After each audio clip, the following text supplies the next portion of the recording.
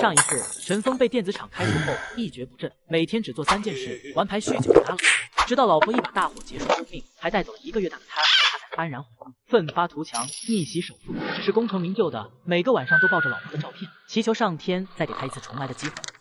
赶紧吃饭吧。陈峰看着眼前年轻貌美的老婆林小兰和周围的陈设，懵了。这是怎么回事？难道我重生了，回到了84年？想到这里，陈峰欣喜若狂，但他马上注意到了林小兰的眼角和嘴角都有淤青，是陈峰昨晚喝醉酒打的。回忆起来后，立马心如刀绞。我以前真不是个东西，这傻老婆，我之前都这么对她了，她还是要把仇的留给我，自己喝汤。老婆，对不起。举动这么反常，这是又想要钱去打牌吗？你想干什么？直接说吧。吃饭，老婆，你每天都要去厂里上班，工作量大，多吃点。够了，我真的没有钱了，连工资都预支过了。如果你想要钱，就打我一顿吧。说着，林小兰倔强的扬起脸，泪水哗啦啦的流着。周围邻居、亲戚的钱都借遍了，如果能挨顿打而不用借钱的话，林小兰愿意。随即，陈峰的手臂高高举起，他本能的缩紧身体，但习惯的拳脚并没到来，而是被拉入一个温暖的怀抱。老婆，对不起，以前是我不对，我一定会改的。你觉得我还会信你吗？你哪次向我要钱时没说过这话？陈峰，咱们家真没有钱了。不是，我真的不向你要钱，你这是干什么呀？我知道家里没有钱了，我今天就出去想办法去，你先别哭了。林小兰看着成天酗酒打牌的陈峰说要去挣钱，立马心如死灰。骗我有意思吗？陈峰百口莫辩，想起曾经对他做的混账事，恨不得给自己2巴掌。先吃饭吧，我知道你不会信，但我会用实际行动去证明的。林小兰吃完收拾碗筷，却被陈峰夺过。你休息下去上班吧，以后你做饭，我刷碗，家里的活不能让你一个人干了。他好像是有点不一样了。谁？我，楼上的李嫂。林小兰，你欠我家的1元钱，啥时候还？这都开工资半个多月了，你想拖到什么时候？李嫂，对不起，这个月开支我就给你送过去。不行，你这拖了1月又1月，你自己的男人没能耐，你就靠着漂亮脸蛋出去骗钱呀！今天必须给钱，你要是不给钱，我就闹到厂子里面去。李嫂，我实在是没办法，求求你再等我几天可以吗？不行，你现在要是不给我钱，我转身就去电子厂里面闹去，让你丢工作，名声还变臭。你这漂亮脸蛋，稍微勾搭个野男人，钱不就骗到手了？你要是找不到目标，李嫂可以帮你介绍。陈峰在厨房听后，气得眼睛冒火，拿起菜刀就出门。躲我身后！你这废物居然起来了，你出来也没用，今天我必须见到钱才走。不就是钱吗？巧了，我昨天还真赢钱了，你等着我给你拿。钱就在这，有本事自己来拿。就1元钱的事，这陈家小子怎么还拼命了？至于不？你啥意思？你不是要钱吗？我还告诉你，今天要钱没有？你要是真想把钱拿回去，拿起菜刀把我手指头剁下去2根；要是没胆子，就乖乖的给我回去等着，下个月必然还你钱。说完话，陈峰直接将自己一只手掌拍在了门上，就瞪着李嫂看着。李嫂，大家都抬头不见低头见的，又是一个厂子的，要不你就等1个月，不就1元钱吗？等一阵子总比出事强吧。就是他婶子林小兰也欠着我钱呢，等人家还过这阵子就还咱们了，不至于闹出这么大动静。陈峰，小兔崽子，你给我等着！看着陈峰拼命保护自己的样子，林小兰看在眼里有些发呆，因为自从结婚以来，一直都是她一个人面对所有，她也从未渴望陈峰能站出来帮自己，现在这一切都显得那么不真实。怎么被我威武的一面吓到了？他好像还不是那么坏，我去上班了。我好想你，老婆，这一次我不会再把你弄丢了。随后，陈峰开始打扫起家徒四壁的屋子，因为打牌，家里能卖的都卖掉了，那些结婚时置办的电视机、冰箱、录音机那些也全卖了。既然老天又给了我一次机会，那么我就不能像从前一样混账了。小兰，这辈子我一定让你过上好的生活。妈、爸，儿子这次不会让你们失望。1984年，这是从计划经济向市场经济转变的重要年份。陈峰心里清楚，从现在开始，有无数的机会摆在自己面前。这个猪站在风口都能起飞的年代，对于自己来说，有的是机会崛起。但现在他还缺少本金。可是我要从哪里开始呢？怎么去捞第一桶金？想来想去，实在没有办法的陈峰决定出去溜达转转，找找灵感。上辈子这个时候，我因为打牌把3轮车推出去卖了，又输了房子。晚上回来之后，又打了伤心欲绝的林小兰。等我再出去打牌后，她独自打开了煤气罐。我真不是个东西。老伙计，又见面了，这次就让你陪着我从头来过吧。街上的一切都和陈峰记忆中没有太大的变化。供销社需要有票才能买，大便子公交车依旧是便捷的出行工具。陈峰骑了大半天后，大汗淋漓，找到一处阴凉处休息，刚好看到一个大爷用手不停地拍打着收音机，他顿时眼前一亮。重生84年，陈峰打算用修电器的收益1月内成为万元户。大爷，你这收音机是坏了吧？要不我给您看看。你会修这个？大爷，您可别小看人呀！我给您看看，要是修好了，你给我点修理费；要是修坏了，车我给你了，行，要是你修好了，我给你5毛。大爷，你也太会过日子了，我修好了你给我1元，怎么样？1元？你这不是抢劫吗？大爷，一个全新的收音机最起码也得40-50元吧？你舍得买个新的吗？要是找个维修的，咱先不说能不能找到，就算找到了，修好了最起码收你3元，我说的对吧？也是，那你跟我进屋子吧，屋里有工具。好。陈峰紧张的深吸一口气，能不能打开客源就看这一次了。紧接着，陈峰熟练的打开收音机，发现里面有根细电线断开。大爷，问题就出在这里，这里本应该找一段细电线，用电烙铁重新给您接在焊点上。可是现在我手里没有电烙铁，这样我先把线给你接好，您先听着，明天我带着工具过来再给你重新接上。好，好了。行呀，小伙子，看不出来你真的有一手，这是1元钱。谢谢，3轮车保住了。小伙子，电视你能修吗？不敢保证，我先看看。彩爹，这大爷家条件不错呀，要知道这年头家里有台黑白电视就了不起了。小伙子，可以呀，没打开就知道是彩电。大爷，不瞒您说，我原先是电子厂的工人，这东西常见。原来是电子厂的工人，难怪年纪轻轻手法这么好。就是这个问题，虽然不耽误看，但是让人心烦。大爷，这个没问题。小伙子，你可别吹牛，这电视好几个老师傅看过都说修不了，你要是修好了，我给你5元钱。大爷您瞧好吧，帮我找一把小刷子就行。陈峰打开电视开始修，一堆蟑螂的尸体在电视里。怎么会有这么多死蟑螂？我一直用东西盖着电视机呢。蟑螂喜热和油腻，电视机在工作的时候会产生热量，蟑螂顺着电视机后面的散热口钻进去，它们钻进来，电视机要是在工作中就会被电路板电死，形成连电。还好你这不是关键部分，要是进入电视机的高压包，你这电视机就可以报废了。陈峰修好后打开电视，那条亮线没有了。哎，小伙子，你真是神了。大爷您客气了，只是小常识而已。陈峰拿到6元美滋滋的出门时，差点和迎面跑来的李大爷相撞。老李，你咋这么着急？有事吗？哎，儿子要结婚，4大件准备的差不多了，突然儿媳妇开口要冰箱，先不说这价格，我上哪里弄这冰箱跳去？我这不是想找你问问有没有门路弄到冰箱跳？你说孩子结个婚咋这么难呢？80年代是一个凭票购物的时代，在计划经济的年代里，票才是硬通货。买粮食有粮票，买肉有肉票，买煤有煤票。这样呀，你也先别愁，等我托人给你问问。对了，这小师傅修电器可好了，你家有没有啥要修的？没啥要修的，我现在正愁冰箱的事情呢。要是有台2手冰箱就好了，我修好了卖给李大爷，那可是真不守正呀。可惜这时代冰箱这么稀罕的玩意，谁又舍得卖呢？小师傅，你叫什么？去哪里找你？以后街坊四邻要是有谁家电器坏了，我们也不找别人了，就找你了。我的号码是……差点忘了，这是84年，哪里来的手机？大爷，我住在电子厂家属楼，您要是有事就去那里找我，到了一打听都知道我。和大爷告别后，陈峰揣着6块钱，骑上3轮车前往供销社，想买点肉给小兰补补身体。但让他失望的是，供销社只能通过票购买，压根不收现金。同志，要鱼吗？这比肉还要有营养。怎么卖的？至于你给我1元钱，或者给我几斤粮票都行。野生的鲫鱼我要了。好了，今天就用我的手艺好好犒劳下媳妇。林小兰下了班，愁眉苦脸的往家走。哎，现在每天最难受的就是回家，可是我不回去又能去哪？这是谁家做鱼呢？味道不怎么样，白瞎这鱼了。上次我吃鱼还是陈峰没有被厂长开除的时候。林小兰打开房门的时候，味道更浓了。她这才吃惊的发现，原来这鱼味道是从自己家传出来。林小兰向厨房看去，只见陈峰围着围裙，正手忙脚乱的弄着鱼。林小兰本能的想去帮忙，刚往前走了一步，立即害怕的站住。平日里陈峰都是大半夜回来，今天不但回来早了，还买了鱼。他哪里有钱买鱼？你回来了，稍等一下，一会就好。这个男人今天怎么这么反常？不但买了鱼，还主动做饭，一定有问题。虽然林小兰总觉得事情不对，但看到陈峰糟蹋鱼，还是没忍住要帮忙。要不我来。林小兰小心翼翼地看着陈峰，一只脚在前，一只脚在后。要是陈峰要打他，他可以立马逃跑。对不起，本想让你吃顿现成的，没想到还得你亲自动手。以后我好好学做饭。又向我道歉。陈峰今天怎么感觉像换了一个人似的？他到底要干什么？但林小兰来不及想那么多，因为锅里的鱼要糊了。不大一会，一锅鲜美的鱼汤做好了。这鱼是你买的？当然，总不能从天上掉下来。来，媳妇，人是铁，饭是钢，尝尝这鱼肉怎么样？你哪里来的钱买鱼？你又去爸妈那里要钱了？就算你要了钱，你也不能这么挥霍呀！咱们还欠着不少钱呢，你怎么好意思买鱼吃？这日子什么时候是个头呀？媳妇，你别着急啊，你听我说，这钱不是我从爸妈那里拿的，是我今天挣的。陈峰，你能不能编个好点借口？你觉得这话谁能信？你真以为我会信吗？老婆，不管你信不信，我说的都是真的，以后日子会越来越好的。难道老天爷开始可怜我，让陈峰转性了？咱们先吃饭吧，老婆，吃这块。真希望这不是梦。这些钱你拿着，先把欠别人的还上，明天我再去挣。按照平日的习惯，不是应该向我要钱吗？吃完饭还继续出去找狐朋狗友打牌去。今天陈峰居然把5元钱给我，陈峰，我真的没有钱了，你别打我。哎，我前世到底让林小兰受了多少苦，如今给她钱却吓成这样。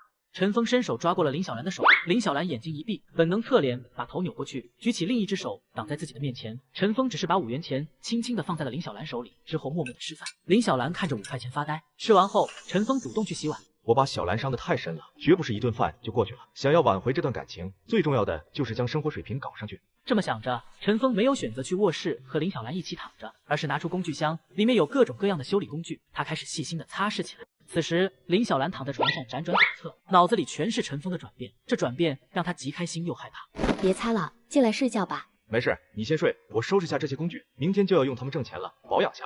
你要靠修理家电挣钱？我被厂子开除了，但是本事还在，凭着我的手艺，应该比在厂里挣得多。技术改变命运，技术就是价值。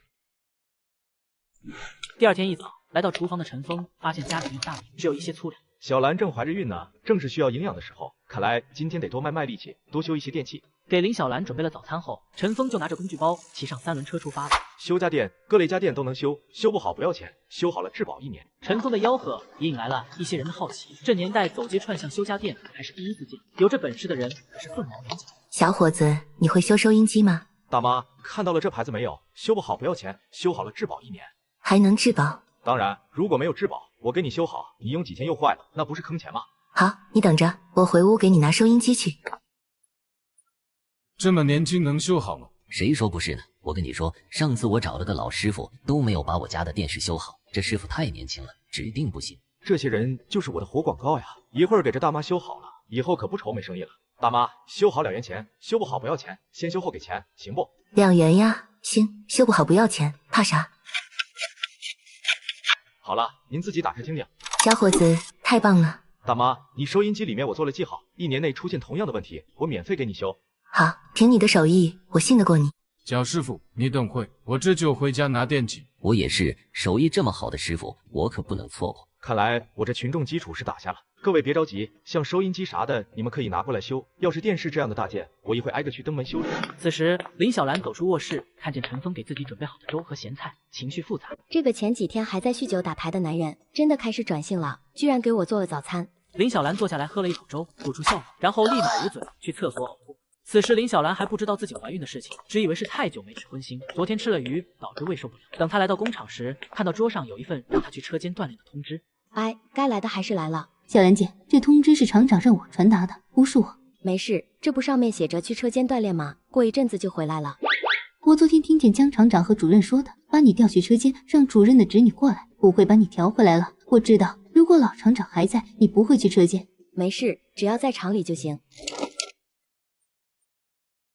哎，这李小兰哪都好，就是命不好。可不是吗？老厂长离职，偏偏江厂长上来了，一代皇帝一代臣，不把他踢出去，江厂长心里怎么可能舒服？我听说老厂长的儿子被辞退之后，天天酗酒打牌，有的时候还打林小兰呢。把手里的活都停一下，这是原来主任办公室的文员，现在来车间锻炼。陈淑桦，你带一下。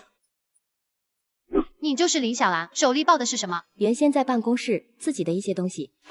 记住了，这里是车间，你在办公室那套不好使，在这里比的是手艺，比的是技术，不是虚头巴脑那一套，知道吗？倒是觉得委屈，现在立马滚回你的办公室去，把你这破东西收拾好，扔到转角去，之后过来先清洗机器，能不能行？哼，怎么笨手笨脚的，不能蛋滚回去。此时陈峰忙得满头大汗，大爷大妈们自动帮他宣传，导致周围几条街的人都来排队找陈峰修电器。等全修完后，陈峰才找个墙角蹲下来啃馒头。126，居然这么多，这顶上别人半年的工资了。我这之前是不是傻，被厂子开除了，就自暴自弃了？要是早来维修家电，估计能早成功10年。哟，小陈，你来了。大爷，我昨天不是答应你今天来给你修收音机吗？不错，小陈，你将来能有大作为，有成绩。杨大爷，你再试试。不用试了，你的手艺我知道。对了，我想问问你，电风扇你修不？电风扇现在可是稀罕物件啊，能修。杨大爷，你家电风扇坏了。我老头子才不用那东西，出来吹吹风就凉快了。是我家旁边教委江老师家的电风扇坏了，我带你去看看去。之后，陈峰跟着杨大爷前往江老师家。乖乖，这电视居然是福日牌彩电，这家真有钱。谢谢你，杨大爷，带着师傅来我家维修。客气啥？快让陈师傅看看你家电风扇。郑国，我请师傅来修电风扇。拿出去修去，别打扰我。好家伙，这还用电风扇吗？他多说几句话都能赶上空调凉快了。小师傅，一会维修的时候小点声，谢谢你。好，虽然我是维修师傅，也不至于这样吧？也太不近人情了。风扇什么问题？不摇头了，一按摇头，电风扇就咔咔的响，但是直吹正常。还好，只是传动轴承缺油了。好了，小师傅，你真是神了。小梅老师，我就说小陈的手艺没问题吧？这回信了吧？陈师傅，多少钱？我给你3元。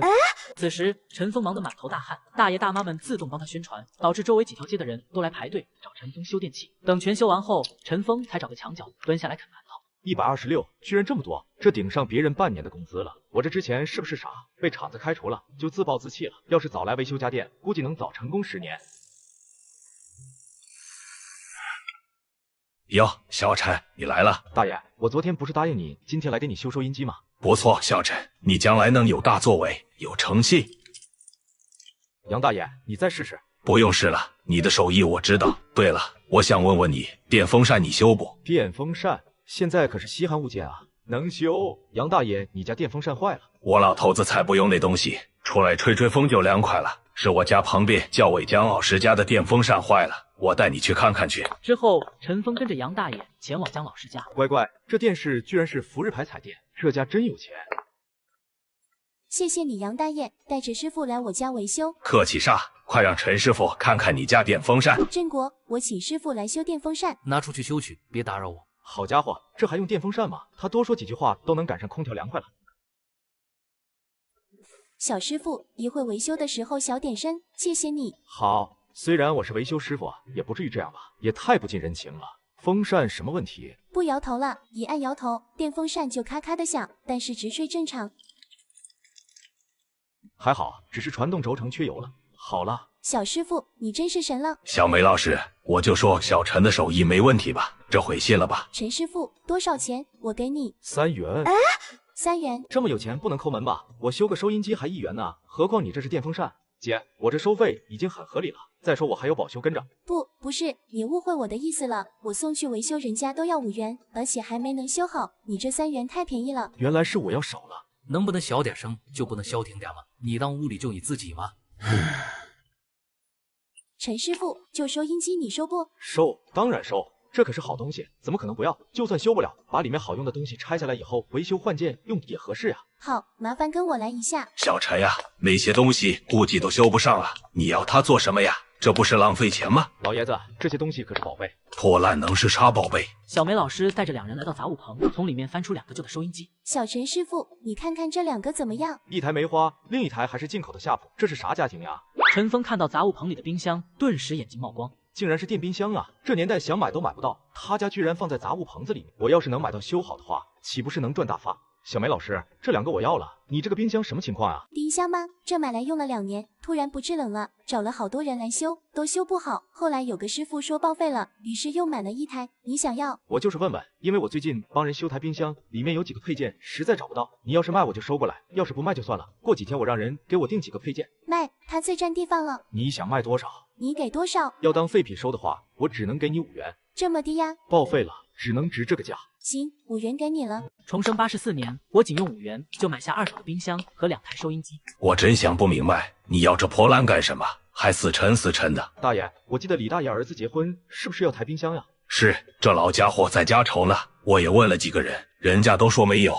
您回去帮我问问李大爷，2手的冰箱行不？你说这台不是，人家要的是好使的，你这是报废的，不能骗人家姑娘呀。杨大爷，你放心，这冰箱到了我手里就不是报废的了，我一准修好它。这么有把握？算了，我还是等你修好了再和老李说吧。在杨大爷的介绍下，又挣了10多元之后，陈峰骑车向粮油店赶，买了10斤米、10斤白面，加上5斤豆油。小兰现在急需营养，得吃些好的才行。陈峰3轮车上有冰箱，还有米面油，很艰难的骑着，但是笑得很开心。转眼来到供销社，发现门是关的。哎，紧赶慢赶，还是没有来得及。今天晚上用什么给小兰补充营养呢？哥，要鸡不？要多少钱？2元，咋样？要了，多给你1元。以后有什么能补充营养的，都给我留着。哥，说定了，以后有好东西我给你留着。你天天都在这卖东西吗？供销社的人不管你。哎，咋不管？我都是等他们关门的时候过。我这里有一袋蘑菇，拿回去和小鸡一起炖，老香了。男的把蘑菇丢在三轮车上后，立马跑。陈峰骑着三轮车回到了家属院，院子里的人直勾勾地盯着他。败家子，都被厂子开除了，还这么大吃大喝，指定是向老厂长要钱去了。陈峰没理会别人的说三道四，一个人把东西搬进屋里，然后吃力地搬冰箱。这时候，一个青年吊儿郎当地走过来。哟，公子买冰箱了，有帮忙吗？谢谢，龙哥，这不是买的，这冰箱是坏的。坏的呀？那谁帮你搬呀？还想着以后有冰啤酒喝呢。我记得这家伙在几年之后骑摩托车抢劫被抓了进去，该怎么处理他呢？你给我过来，没事，就一下就好，不疼的。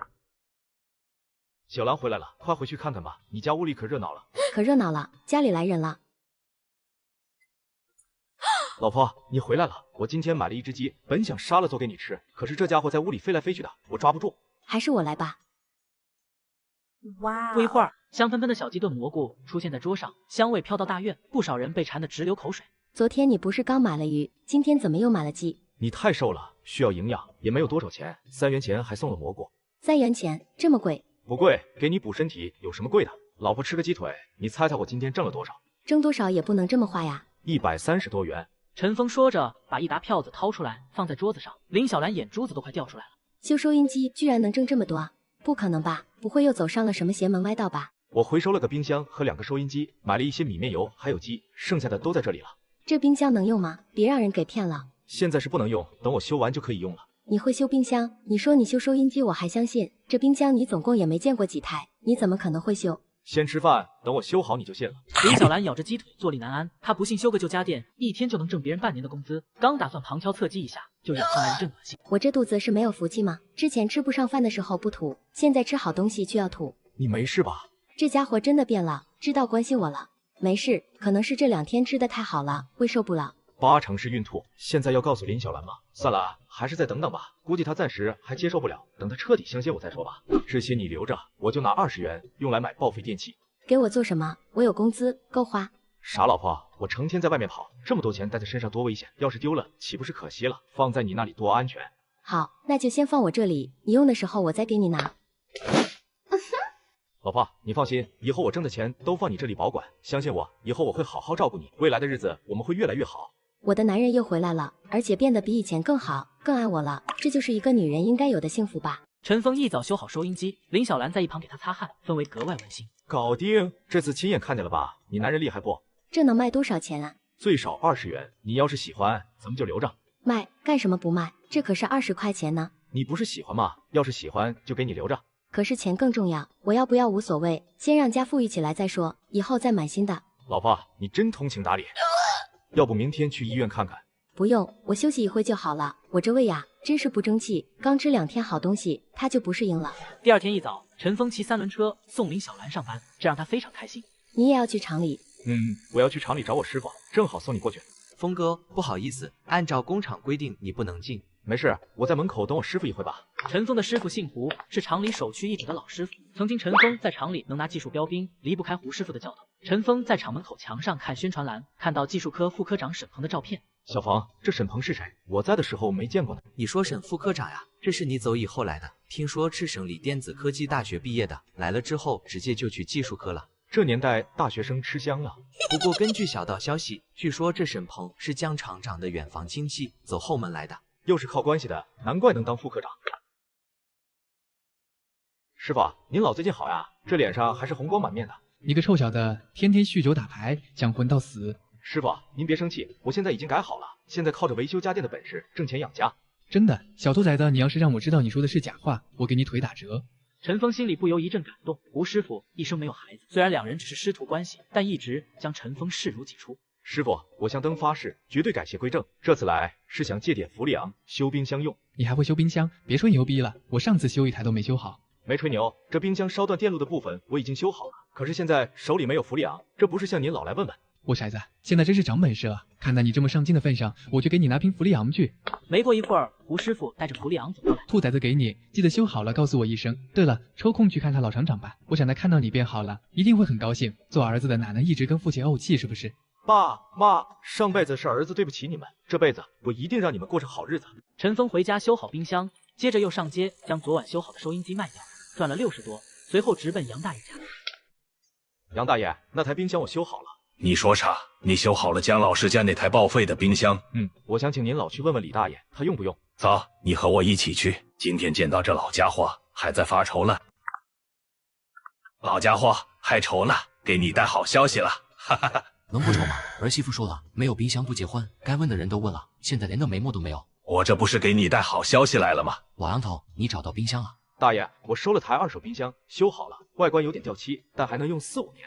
那没事，儿媳妇也没说非得新的，就算有漏漆的地方，我也能修补上，只要好弄就行。多少钱？李大爷，我也不瞒你，新冰箱最少500、600，这冰箱我是按照报废品的价格收的，只用了5元钱。不过修好它也花了我不少时间，还从我师傅那里拿了零件和氟利昂，这些我总要收些钱的。你打算卖多少钱？大爷，这冰箱外观虽然破旧，但是冰箱现在是紧俏货，一台新的冰箱现在至少要5、600，这价格只低不高。这小子是抓住了我的命没啊！但是李大爷，您和杨大爷是我的第一批顾客，我200元给你，外加1年的质保，你看行不？哈哈哈，你小子行，够敞亮，是做生意的料子。行，就这么定了，我给你拿钱去。李大爷，您先不用着急给钱，你在家用3天，没问题再给钱，买个安心。你就不怕我赖账？如果您是赖账的人，我也不会把冰箱卖给你，您说对吧？小伙子，有胆识，就这么定。车间里，陈淑桦把废品扔在林小兰面前，破口大骂：“你这做的啥玩意？我用脚做的都比这强。今天不加工到合格数量，不许回家，还不算加班。”许久后，林小兰终于加工完毕，几乎是向家跑回去。可她打开房门，家里空荡荡，桌子上有个纸条，居然真的修好了。林小兰拿起一根冰棍吃起来，然后她走进厨房开始做饭。陈峰回家时，林小兰趴在饭桌上睡觉。老婆，我回来了。你回来了？今天怎么这么晚？把冰箱订出去了，卖了200，明天就送过去。200。老婆，你要习惯，以后这样的事情会很多。我不是和你说过，会让你过上好日子。这才刚开始，以后要扩大电器维修和回收范围，得找人帮忙。进屋睡觉吧，你好几天都没有好好休息了。进卧室吗？林小兰害羞的跑开，陈峰进屋和林小兰一起躺着，两人十指相扣，心跳得很快。第二天，林小兰刚到厂里，冯姨就带着沈鹏走了过来。小兰，这是技术科沈副科长，大学生，年底还要提干呢。沈副科长好，冯姨，我先过去了，要是去晚了，师傅又该骂我了。这女的长得真够味，身段也好，可惜了。看啥呢？魂都快被勾走了，眼睛都盯人身上拔不出来了。哪有，冯姨，这女的是谁啊？林小兰，原来在厂子办公室当文员，这几天被调去了车间，咋的？看上了？冯姨，你别拿我开玩笑了，人家有家庭的。有家庭怕啥？他男人就是咱厂以前那个陈峰，老厂长的儿子，被开除的那个。陈峰，我听说过，就是那个不学无术、成天酗酒打牌的二流子。可不是嘛，多好的姑娘，偏偏嫁了这么个窝囊废，真是一朵鲜花插在牛粪上。你要是真看上啊，冯姨帮你撬过来，就陈峰那货，给几块钱就能打发，保管让他主动放手。别闹了，冯姨，人家有老公，传出去不好听。这有啥？陈峰那二流子配不上他，你娶了他才是抬举他。此时的陈峰正向父亲家蹬着3轮车，一路上打了好几个喷嚏。娘的，谁在背后骂我呢？看来爸还在生我的气，也对，我以前那么混账，让他失望了。老陈，谁？还能是谁？这个逆子8成又是打牌输了，来要钱了。那你也不能把儿子扔外面。儿子，快进屋，别怨你爸，他就是刀子嘴豆腐心。重活一世的陈峰再一次看见父母，不禁泪水夺眶而出，立马抱住眼前的母亲。妈，对不起，以前是我不懂事，让您和爸操心了。哼，老陈，哎，你爸就是嘴硬。没事妈，是我以前做了太多混账事，这是我给你们买的米面油，你们年纪大了，别总吃粗粮。你哪来的钱买这些？小兰给你的。不是妈，我现在自己修家电挣钱了。兔崽子，这是最后一次，拿着这些钱就把债还了，然后找个工作，跟小兰好好过日子。人家是好姑娘，跟着你受了多少罪，别再耽误了她。爸，你以后要是再让我听到你打牌酗酒，老子亲自打断你的腿。你被厂子开除了，我知道你心里不顺，电子厂开除你，说白了就是冲我来的。男人遇到挫折可以，但不能自暴自弃，你还有家要养。爸，这次我不是来要钱的，爸，我已经改正了，现在我开始靠维修电器赚钱了，能养活自己和小兰了。陈峰在父母面前说出了收入后，老两口直接惊呆了，半天没回过神。爸，这是儿子孝敬您和妈的。你说的是真的？靠修家电能挣这么多？修家电能挣几个钱，够糊口就不错了。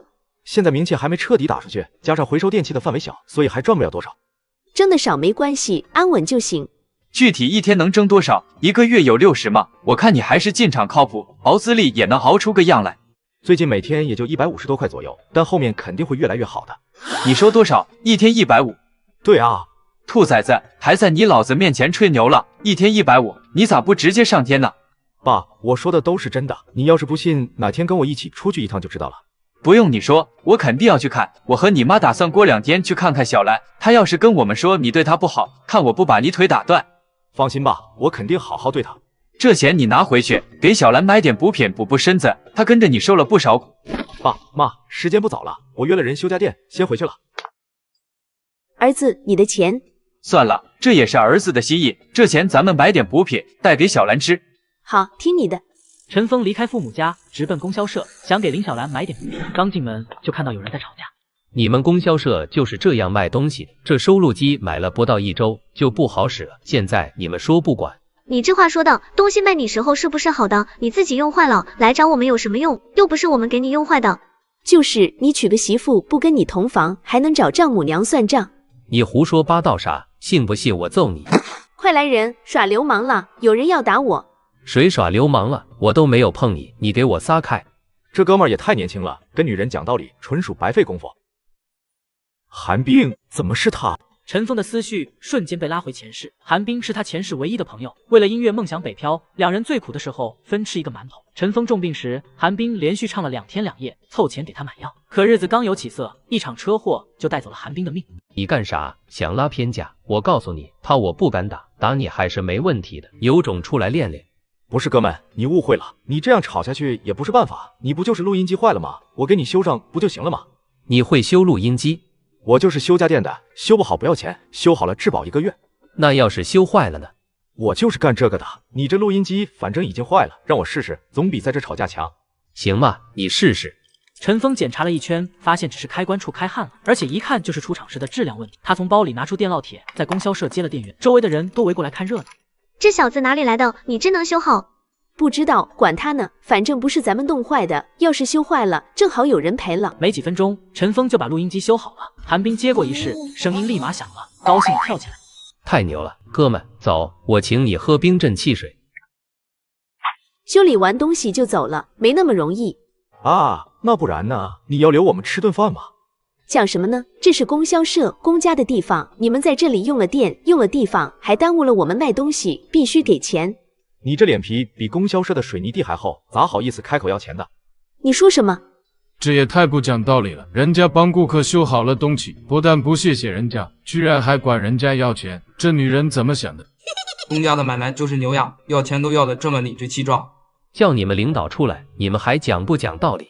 我就是领导，我说话就是道理，赶紧拿钱。我今天不给能怎么的？我看看你怎么不让我出去。韩冰伸手就推胖女人，结果一下没有推动，自己反倒退了几。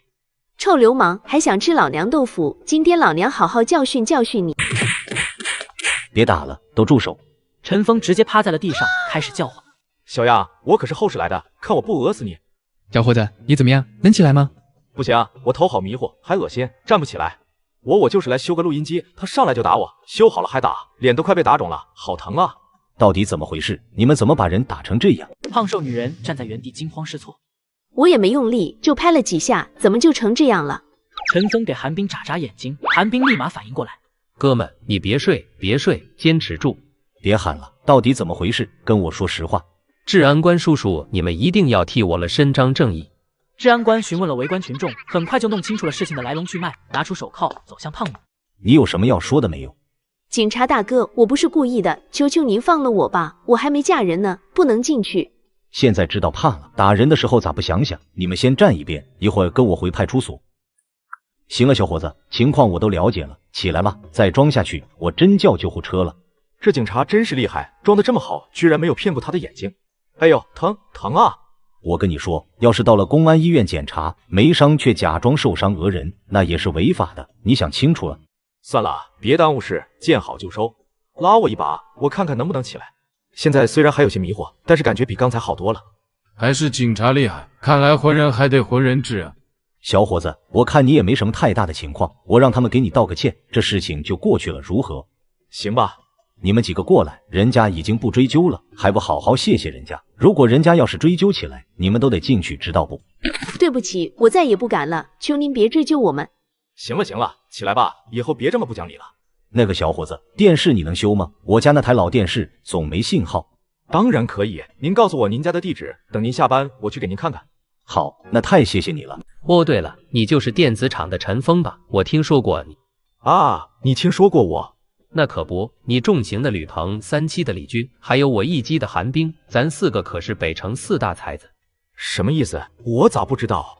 你是电子厂的技术标兵，还上过市里新闻。吕鹏车床喜袍样样精通，李军调漆是一绝，看一眼颜色就能调出来。我嘛，开车技术没人能比。原来是这么回事。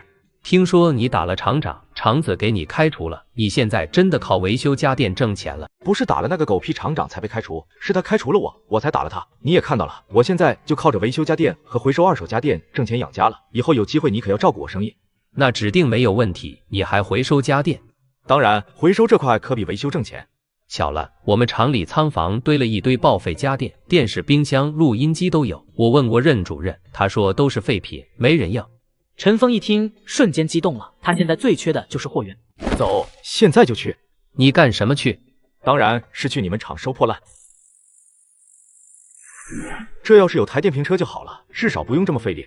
一机厂和电子厂同样都是国企，但是性质却完全不同。一机厂是兵工大厂，那生产的都是国之利器，所以想从兵工厂拿出东西绝不简单，哪怕是报废的东西，都要经过层层申报和批准，你做好心理准备。没事，先去看看再说。一机厂门口还有2个拿枪的士兵执勤，韩冰递过去证件给他们看，才放2人进去。任主任，您老吃完饭回来了。你小子怎么有时间跑我这里来了？说吧，有什么事？又把哪台车开坏了？还有，我说您老怎么不盼望我好了？任主任，咱们仓库里是不是有些报废的电器？他是谁啊？他是我一个朋友，正好是做回收电器生意，这不是我就想到您老了吗？主任您好，我叫陈峰，是韩冰的朋友。还是做生意的懂事，店不错。仓房是有堆报废电器，厂子想处理，但废品回收站给的价太低，一直没卖。那就让我朋友拉走呗。那可不行，首先就算我让你拉出去，你到了门卫还得给你押回来，没有设备哥的出门条你出不去。第二，这些别看是报废电器，办事厂里也不会随意让你拉出去，那都是有价值的，所以你得去你爹那里，让他去找厂长说，厂长签字，设备哥签字，再到我这里拉设备签字，最后去保卫哥开出门条，讲白啊走门都没有。这么麻烦？任主任，要不先让我去看看那些电器，也好给您报个价。对呀，任主任，你先让我朋友看看总行吗？要是没啥用，他买回去不也是白搭吗？看看倒是行，这是看在你爹的面子上，不过看了估计也白搭。实话说吧，这些电器都找专门的人看过，基本上报废了。不愧是一机厂，光是电视机就有3台，收音机至少7、8台，还有电冰箱2台，发财了。确实全都是废品了。哎，主任，你给我透个实底，这堆东西厂里打算多少钱卖？我觉得最低得这个数，50元，厂里疯了吧？这些东西加一起卖废铁也就10几元钱，居然要这么多！你小子懂啥？这些都是电器，就算报废了，零件也值点钱，不然为啥一直没卖？行，50就50，我要了。峰哥，你疯了，这要赔本的。不行，手续没办好，一台都不能拉，你先去跑手续吧。华姐，你这徒弟不错，进步挺大的。那是当然，你也不看他是谁带出来的，这丫头不错，也努力，也上进，还有知识，上手快。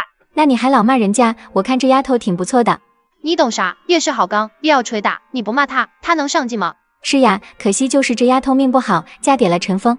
别这么说，陈峰以前是老胡的高徒，还是技术标兵，要不是老厂长的仇人当了厂长，他现在最少是个车间主任。林小兰，主任，怎么了？这是技术科沈副科长让给你的，今天下班前把实验品做出来。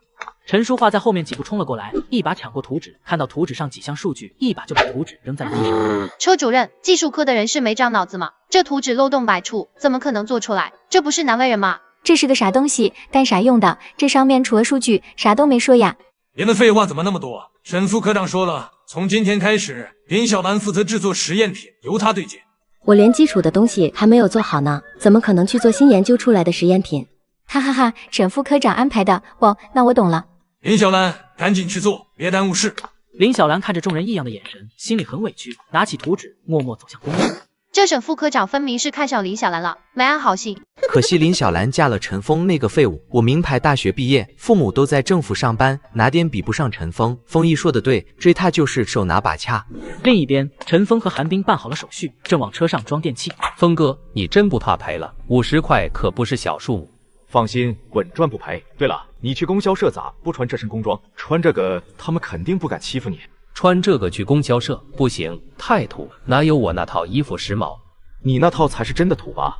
峰哥，你不知道，我爸一直让我低调，否则也不会去那么远的供销社买录音机了。朋友啊朋友，你可曾想起了我？如果你正享受幸福，请你忘记我。峰哥，你唱的什么歌？这也太好听了，歌词好，意境更好。你指定没听过，我自己没事瞎写的。兄弟，你们是把解放当作坦克那么开吗？对不起，峰哥，你说那首歌是你自己写的？一首歌至于这么激动吗？忘了这年代还没有这首歌，就是晚上没事瞎琢磨的词。曲子呢，也是你编的？我哪会写曲子，就是想怎么唱就怎么唱了。哥，你叫我唱这首歌呗？不是，你把车籍杀下来，就为了这个？我当什么事呢？等我把词给你写下来之后，回头你自己想怎么唱就怎么唱去。不行，我要现在录下来。哥，我开车，你唱歌，我录下来回去学。服了你了，行吧。送走寒冰，陈峰看着满屋子的电器，笑得合不拢嘴。想起跟何警官约好修电视，他拎着工具就出门了。看来目前要加紧回收这二手家电了，快到和警官约好的时间了，先去附近的街道先转一圈，能赚一点是一点。陈峰刚走到街上，就被一个大爷抓住胳膊。就是你，那天就是你骑着3轮来这里修收音机，终于让我抓住你。大爷，您老先把手松开，我又不跑。那可不一定，你今天一天没来，我在这守了一天。你看看，这就是你修的收音机，我刚用了一天，又不好使了，怎么办？这不是我修的啊，我修过的都有记号，这台没有。别急，大爷，我先给你修修看。何人，这不是给咱们修家电的小陈吗？这是怎么了？在大爷的收音机被小陈修坏了，这不是来找了吗？不能吧，人家小陈给我修的收音机挺好的，一点问题没有呀。不会是手艺不行，修坏了吧？不对，这老蔡可是真能贪小便宜的主，8成是来坑小陈的。陈峰摆摊修电器时遇到蔡大爷碰瓷，他竟然想借着修坏收音机的由头，空手套一台霸王录音机。你这小子什么意思？我告诉你，这收音机可是你给我修坏的，要么给我修好，要么你赔我一台新的。大爷，你这收音机我真修不了。修不了就赔钱。今天这台新收音机，你赔也得赔，不赔也得赔。我既修不好，也不会赔。大家来看看呀，当初是怎么说的？修好质保1个月，我这刚修完2天就坏了，现在不管了，这是奸商。蔡大爷一闹，围观的人群里各种质疑的声音传了出来，可陈峰却神色淡然，半点没慌。先听陈峰说2句，这小师傅的手艺，咱们街坊都清楚。前阵子我家洗衣机坏的彻底，就是他给修好的。我不信他会做自砸招牌的事。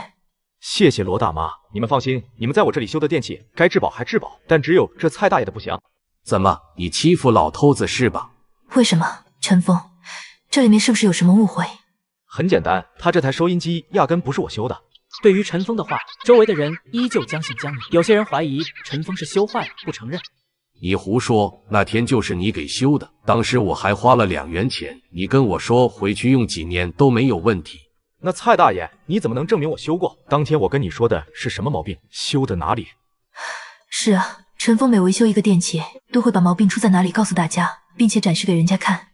我多大岁数了？我哪里记得住？你就是欺负我老，故意这么说的。大爷，你真记不起来了？记不起来了，但就是你给我修的，今天你不修好它，你走不了。大爷，我已经给过你1次机会了，要是我真证明了这收音机我没修过，你名声可就臭了。蔡大爷一时间有些心慌，但觉得陈峰是在使诈，立马大吼：你少糊弄人！那就怪不得我了。罗大妈，这离你家近，麻烦你去家里把我维修过的那台收音机取出来，可以吗？行，小陈你等着。我还得麻烦一位邻居，谁家在我这里维修时候换零件了，请你把我维修的东西拿过来下，谢谢大家了。我回去取，我家的换件了。不一会，2样东西拿了过来，陈峰熟练地拆开2台收音机，摆在地上。大爷，看出他们这东西上有什么记号了吗？小伙子，糊弄人没有你这么糊弄的，这哪里有什么记号？这就是我做的标记。陈峰指了指天线下方一个用烙铁弄出来的小点。坏小子，这么隐蔽的地方做这么小的记号，谁能注意得到？这是不需要换件维修的。大哥，这台当时需要更换零件才能修好，所以所做的标记不同。厂家出产的电路板焊点都是尖尖的，所以我修理的时候用了圆形焊点，这也算是我做的标记。而蔡大爷，你的收音机哪个记号都没有。蔡大爷的谎言被揭穿，名声彻底臭了，感受着周围人鄙视的目光，只能灰溜溜的离开。围观的群众们纷纷向陈峰道歉。小陈，你跟大妈说，你是不是还生气呢？你要是觉得委屈，大妈现在带你去好好训老菜头。不委屈大妈，哪地方都有好人坏人。真的，你为我们街坊修了这么多电器，你有委屈一定跟大妈说。谢谢大妈，我得先走了，约好了给何警官修电视呢。他是这里的片警，负责好几条街区呢，和他打好关系对你有好处。好。林小兰下班后和师傅一起回去，沈鹏早就在楼下等候多时，看着林小兰出来，立马假装偶遇蹭了上去。陈师傅，下班走呀？不走，爬。沈大科长这话问的，难道下班不走回去还能爬回去呀？这沈鹏以前可从不跟我打招呼的，8成是奔着小兰来的。师傅好厉害，损我也就罢了，居然连沈副科长都顶了。不是那个意思，我就随口问问，你就是林小兰吧？第一次见面。沈副科长好。今天的图纸你们都看懂了吧？图纸看起来还好，有师傅在旁边帮我，就是零件还没有做完，也不知道是做什么用的。没事，你有不懂的就去办公室问我就行。我这图纸你师傅也只会照着做，他也不知道做什么的。沈副科长，听你的意思，我在厂里这几十年白带了呗，净白吃干饭了呀。没有，陈师傅，你是厂里最棒的师傅，好几个技术标兵都是你带出来的，你的技术有目共睹。沈副科长，你今天有事没事？我记得沈副科长家好像不在家属楼吧？这可是回家属楼的路，沈副科长是不是走错了？哎呦，这不是光想着聊工作了，我忘记我约了朋友，先走一步。小兰，以后多联系。听师傅的，不用搭理他，以后少和他来往，知道不？师傅，原来你本事这么厉害，教出了好几个标兵呢。厂里技术最厉害的是胡师傅，只不过他只带了2个徒弟，一个是金明，一个就是你男人陈峰。此时，陈峰正在何警官家修着电视。何警官，你这电视就是天线方向和接受信号强度的问题，很简单，有易拉罐和铁丝没有？我给你找找。何警官翻出来2个健力宝的易拉罐，递给陈峰，做了一个简易的接受信号的设备，调了调角度，黑白电视彻底清晰起来。手艺真好啊！多少钱？我拿给你。不用了，我也没出什么力。必须给钱，我是人民公仆，怎么能占你的便宜呢？那行，你给2元吧。没问题，来支根冰棍，以后叫我平哥就行。陈峰看着何警官朴实的脸，忽然想起一件事，尴尬的挠了挠头。那个，我爸是陈建国。你是老厂长的儿子，难怪你技术这么好。我和你父亲可是老相识了，哈哈。那你叫我哥就差辈了，叫我叔吧。好，那我以后就叫您何叔了。电视修好了，我先走了。陈峰只是想起来上一世，他在父亲的葬礼上见过这位警官，好像一辈子干到退休都还是个骗警。不知道这一世有没有机会帮到这位何叔。陈峰这样想着，一边来到了供销社门口。哥，你终于来了。那名黢黑的货贩子忽然冒出来。我去，你突然窜出来，吓了我一跳。这么晚你还没回去？在等你呢，哥，看我给你带了啥？鸡蛋、排骨，多少钱？我都要了。哥，你天天照顾我生意，我都不好意思了，你看着给吧。给你5元。你叫什么名字？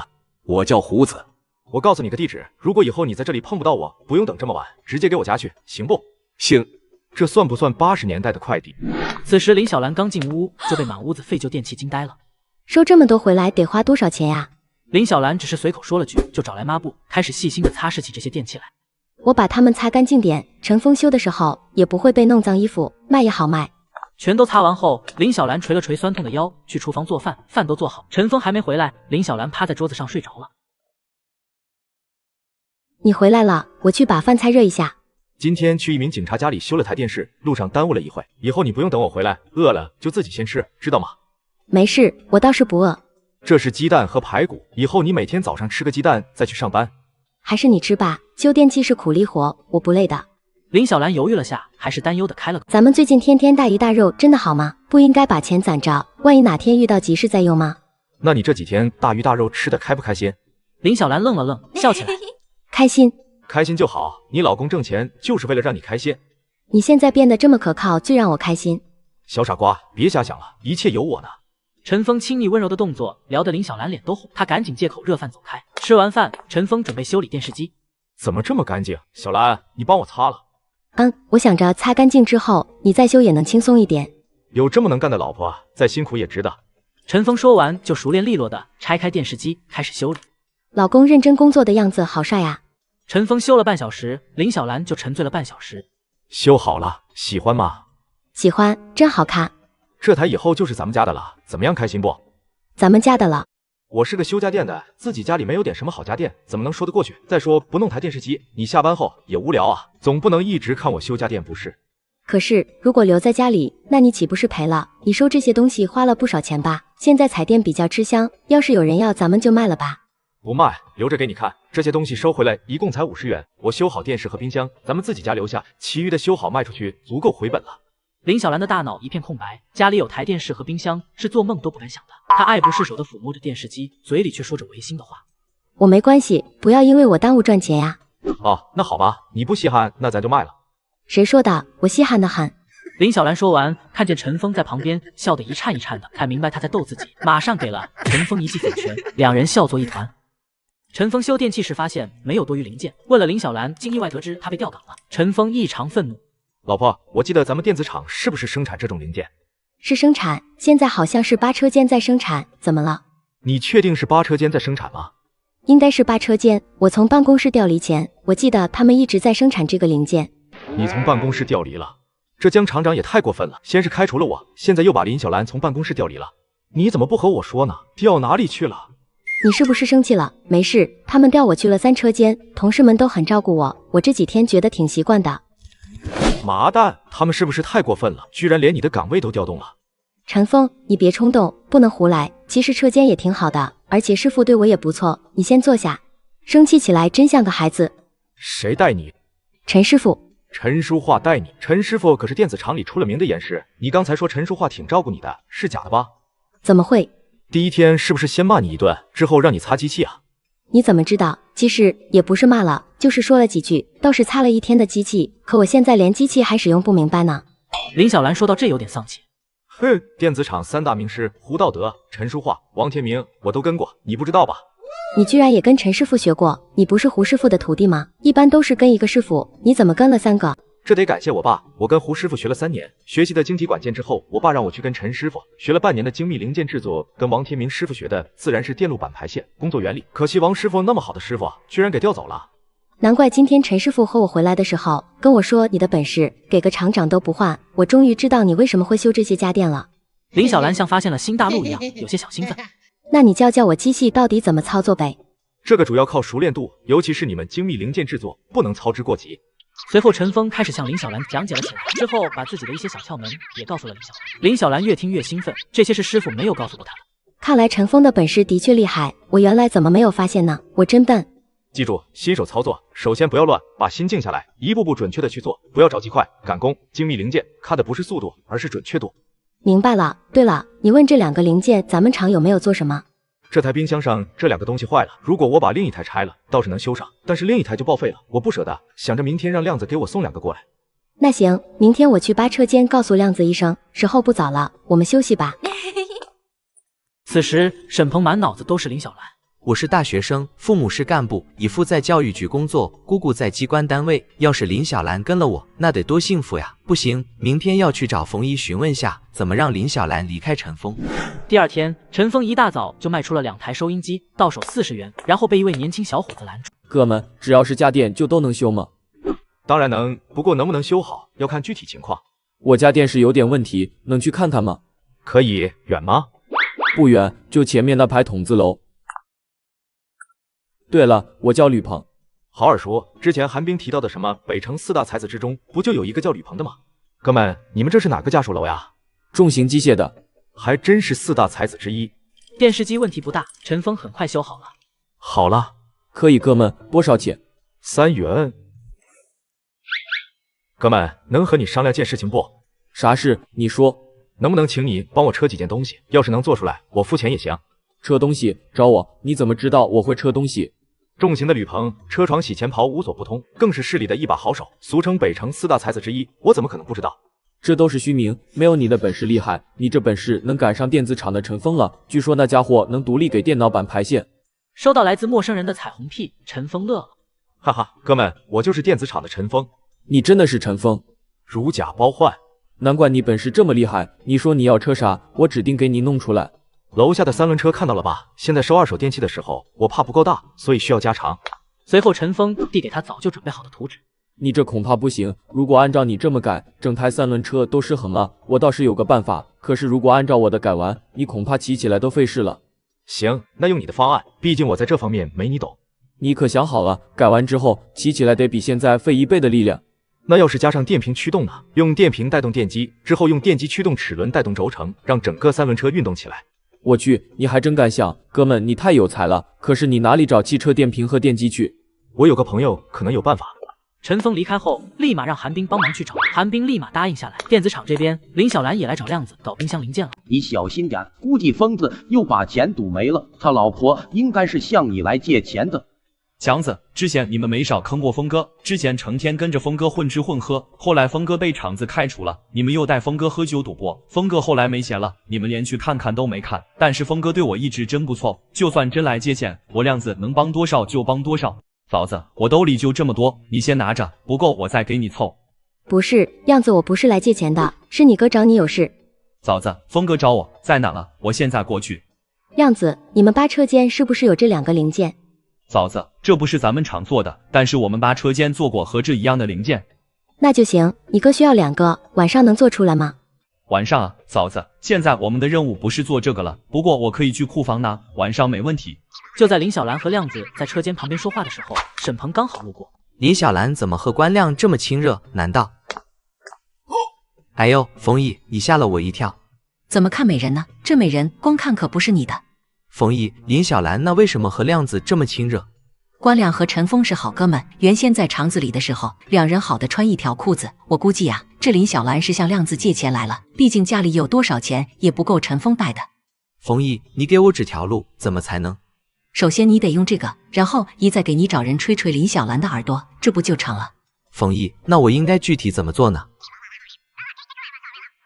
冯毅，高，实在是高。到了下午，林小兰生产出的零件一遍又一遍的被技术科退回，陈淑桦看不过眼，亲自帮她生产，结果也被退了回来，并且车间主任警告林小兰不要再浪费材料，气得陈淑桦拉着林小兰就冲到了技术科。沈副科长，你来告诉我哪里不合格？这个陈淑桦又来横插一脚。我设计的图纸，你们敢说和图纸上一模一样吗？明明是自己做错了，还来我这里狡辩。那就麻烦沈大科长告诉我哪里不一样？你设计的支元件是做什么用的？能用在电路板上吗？胡闹！我设计的图纸你看不明白是你的问题，而且你这是什么态度？这2个是林小兰加工的，你说不合格；这个是我加工的，你也说不合格。你当我在电子厂这20几年是吃干饭的吗？还有你这个图纸，3极管不是3极管，2极管不是2极管，电容不是电容，电阻不是电阻，你这是设计了个什么？是谁在浪费国家资源？是谁在无理搅三分？你到底想干啥？陈淑桦技术好有口皆碑，反观这个沈鹏不过是个关系户，而且他设计的东西不止一个师傅说什么用没有。就在2人吵得不可开交的时候，让厂长小陈呀，工作上有情绪可以提，但不要这么大火气，大家都是同事，能有什么解释不开的呢？这位母老虎可是不好惹，不知道小沈怎么惹到他了。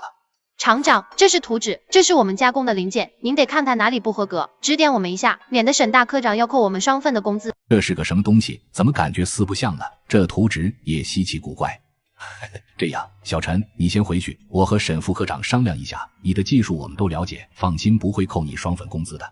我徒弟的也不行，我看着加工的。行，只要不是你们问题，不会扣钱的。小沈，你这是什么意思？林小兰下班回到家，陈峰不在家，他就去厨房把昨天的排骨做了。不一会儿，陈峰和亮子一起回来了。我这几个月都没有荤腥了，没想到峰哥还是对我这么好，知道我来，提前让嫂子准备了排骨。亮子又看了看屋里的电器，傻眼了。峰哥，你这是发财了，光电视机就好几个，还有2台冰箱，你是不是找到了新的来钱路子？当然，这路子不怕告诉你，就是回收二手家电，只要我修好了，再把它们卖出去，几10倍的利润。兄弟，想干不？那肯定，可峰哥，我不会修电器。不用你修，你就负责收，收回来给我。收音机我按2元一个给你，电视机看牌子和破旧程度，在5元到10元之间，录音机也就5元一个。重点的是冰箱，冰箱最多20元一台，你收回来，我按这个价格把钱给你。可是峰哥，你知道我哪里有多余的钱收这东西？这不要紧，你可以先从我这里拿钱。2人又商量了一会儿后，正式确定好合作事宜，亮子成为陈峰的第1个助力。这辈子跟峰哥走不会错。老婆，你今天机器操作的怎么样？没有加工出废品吧？什么叫没生产出废品？今天生产出的都是废品。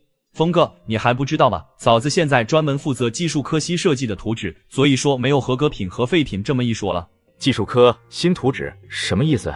那个叫沈鹏的副科长设计的图纸基本没有什么用，成品也没用，所以没有废品合格品一说。沈鹏点名嫂子做他的图纸，自然不会有废品，因为本身图纸就是废品。亮子说的对吗？是的，今天我和师傅生产了3遍，结果沈副科长都说不合格，最后气的师傅带着我直接去了技术科讲理。一个刚毕业的设计师用一个新手出产品，这对吗？看来得找时间会一会这个沈鹏了。一顿饭在愉快的气氛中吃完，亮子啤酒喝得直打嗝。爽，冰啤酒太爽了。冰箱里还有2瓶冰啤酒，你待会带走。还有这剩余的排骨也打包。峰哥，你这是干啥？我这在你家连吃带喝的，总不能还带走吧？亮子，你听我的，我知道你家老爷子退下来了，我也很久没去看过老爷子了，回去给老爷子尝尝。等有时间我拿上东西亲自去，你别往回推，再推你就是不拿我当兄弟。峰哥，以后有事你招呼一声，我保证到。亮子走后，陈峰继续修家电，一边问起沈鹏的事。老婆，我觉得刚才你和亮子说的事情不对路。其实我也觉得不太对，你说沈副科长怎么会让我负责新图纸的产品？我现在连机器还开不明白呢。我觉得事情应该还是冲着我来的，他们见不得我好。现在我不在厂里了，我估计厂子那帮人是想利用这件事让你离开电子厂，所以明天你告诉陈师傅一声，别到时候把人家牵扯进来。唉，现在看来我在车间也待不长了。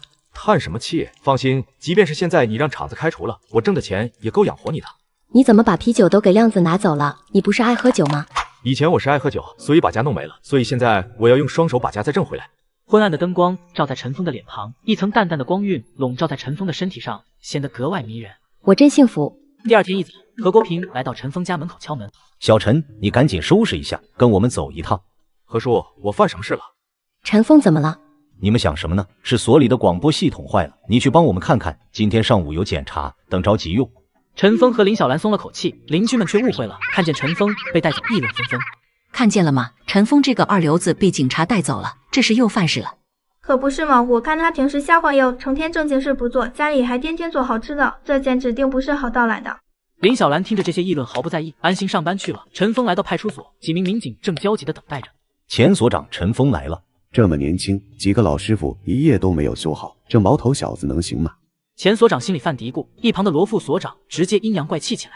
老何呀，你从哪里找了个毛头小子过来？我告诉你，耽误了事情，你可是要负责的。小伙子，你是做什么的？我是修家电的，平时就修些收音机、电视啥的。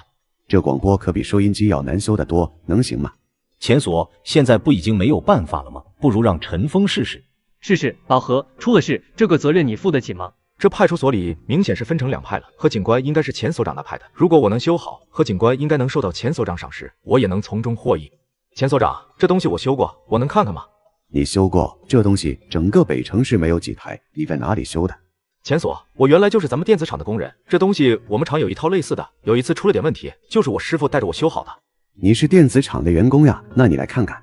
小伙子，这可不是你们电子厂生产的东西，需要找专家来维修，你要是万一修不好，可不要乱逞能。没事儿，你不要有心理负担，咱们能修好就修，修不好算我运气不好。你需要什么工具，我让人给你准备。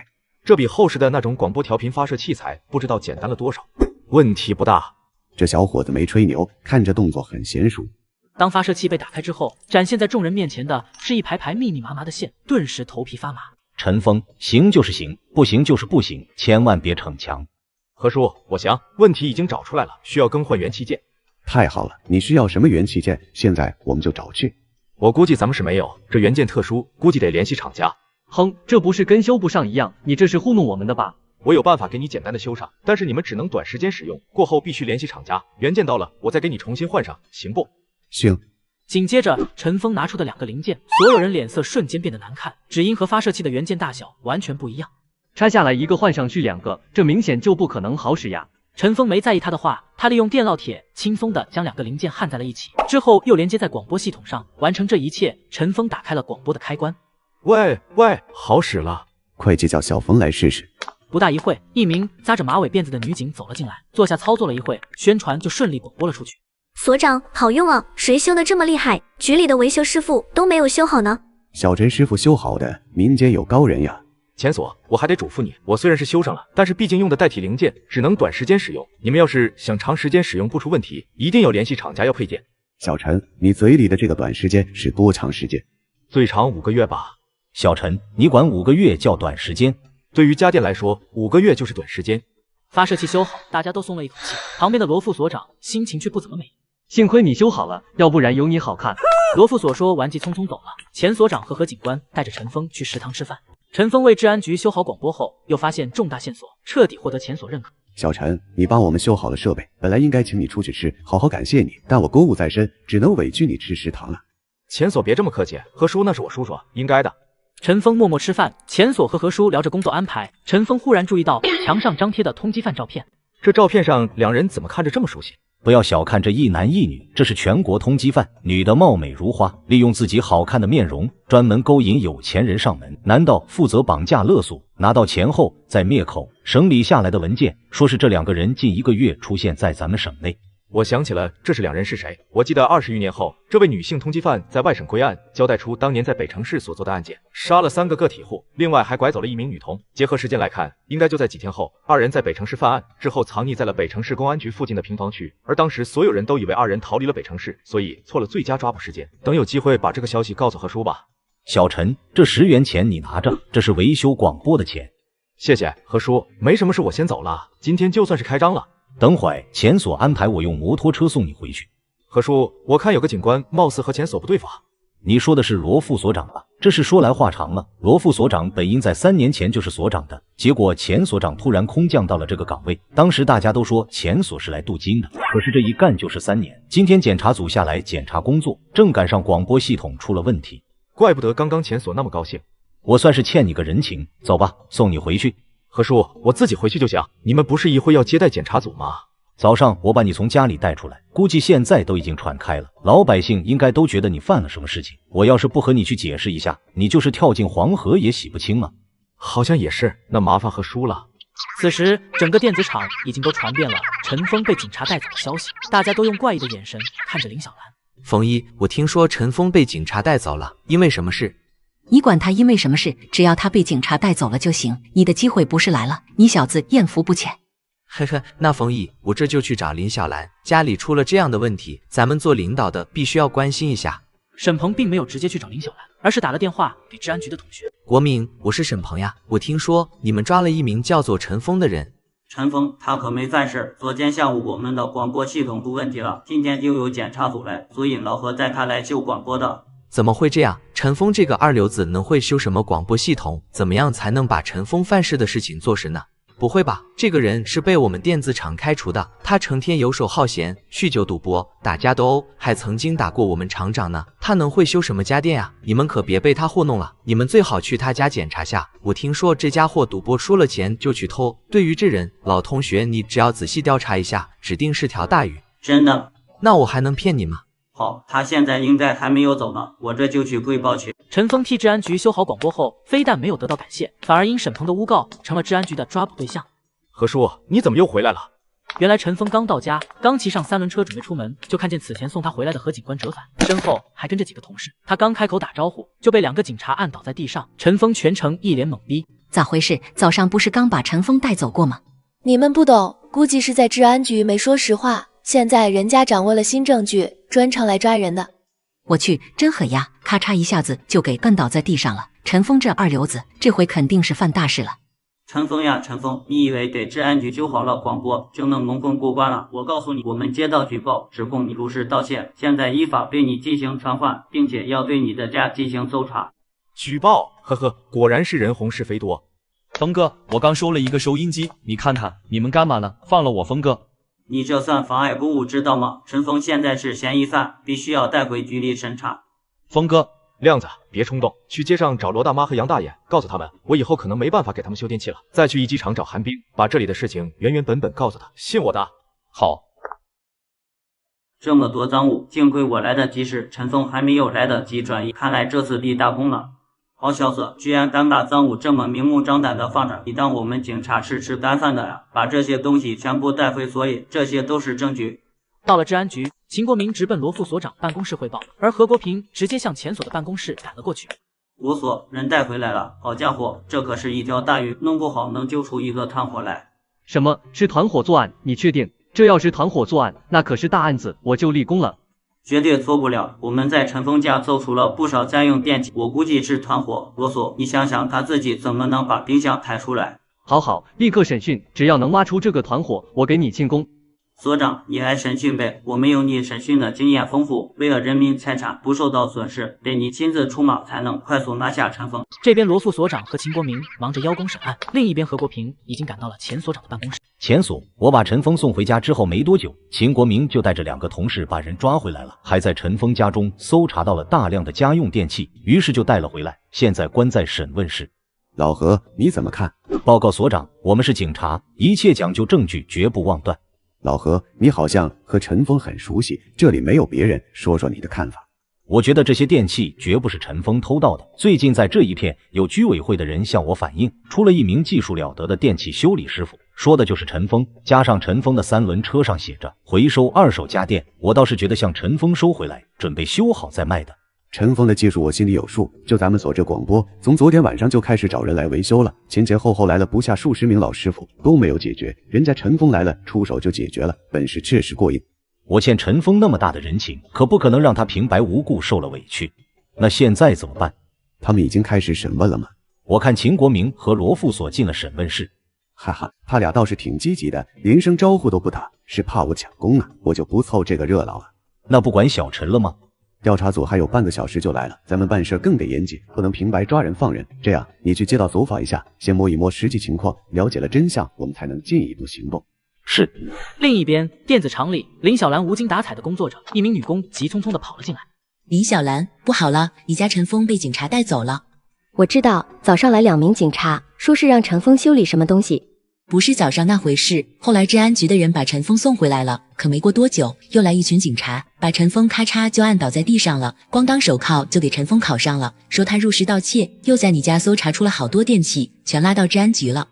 不会，陈峰不会去偷东西，他能挣钱呀，那些东西都是他收回来的2手家电。你是不是傻？他没有工作，哪来的钱收家电？就算是收，那些东西也得花钱买，他哪来的钱？我相信他。知府，你帮我顶一下班，我要去治安局。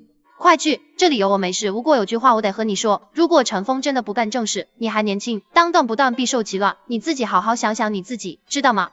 陈峰不会的。林小兰说完就出了车间，路上正好碰到了沈鹏。小兰，这上班时间去哪里呀？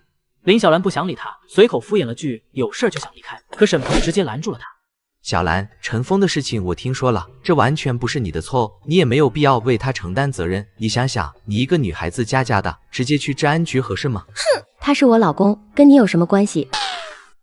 陈峰，你凭什么？与此同时，亮子也在火急火燎的为陈峰奔走。我大妈，杨大爷，不好了，陈峰被治安局抓走了，他让我跟你们说，以后可能没法给你们修电器了。什么？小伙子，你别急，慢慢说，到底是怎么回事？估计有人看峰哥赚钱红眼，就恶意举报他偷电器，那些治安局的人还真信了，直接把峰哥抓走审问了。没王法，没天理了，这不是欺负老实人吗？陈小师傅技术又好，收费又公道，还敢给质保，他怎么可能去偷窃呢？罗大妈，你就叫些被陈峰修过电器的邻居们，咱们一起去治安局给陈峰讨回公道。好的。随后，亮子又马不停蹄地找到韩冰，把事情的来龙去脉告诉了他。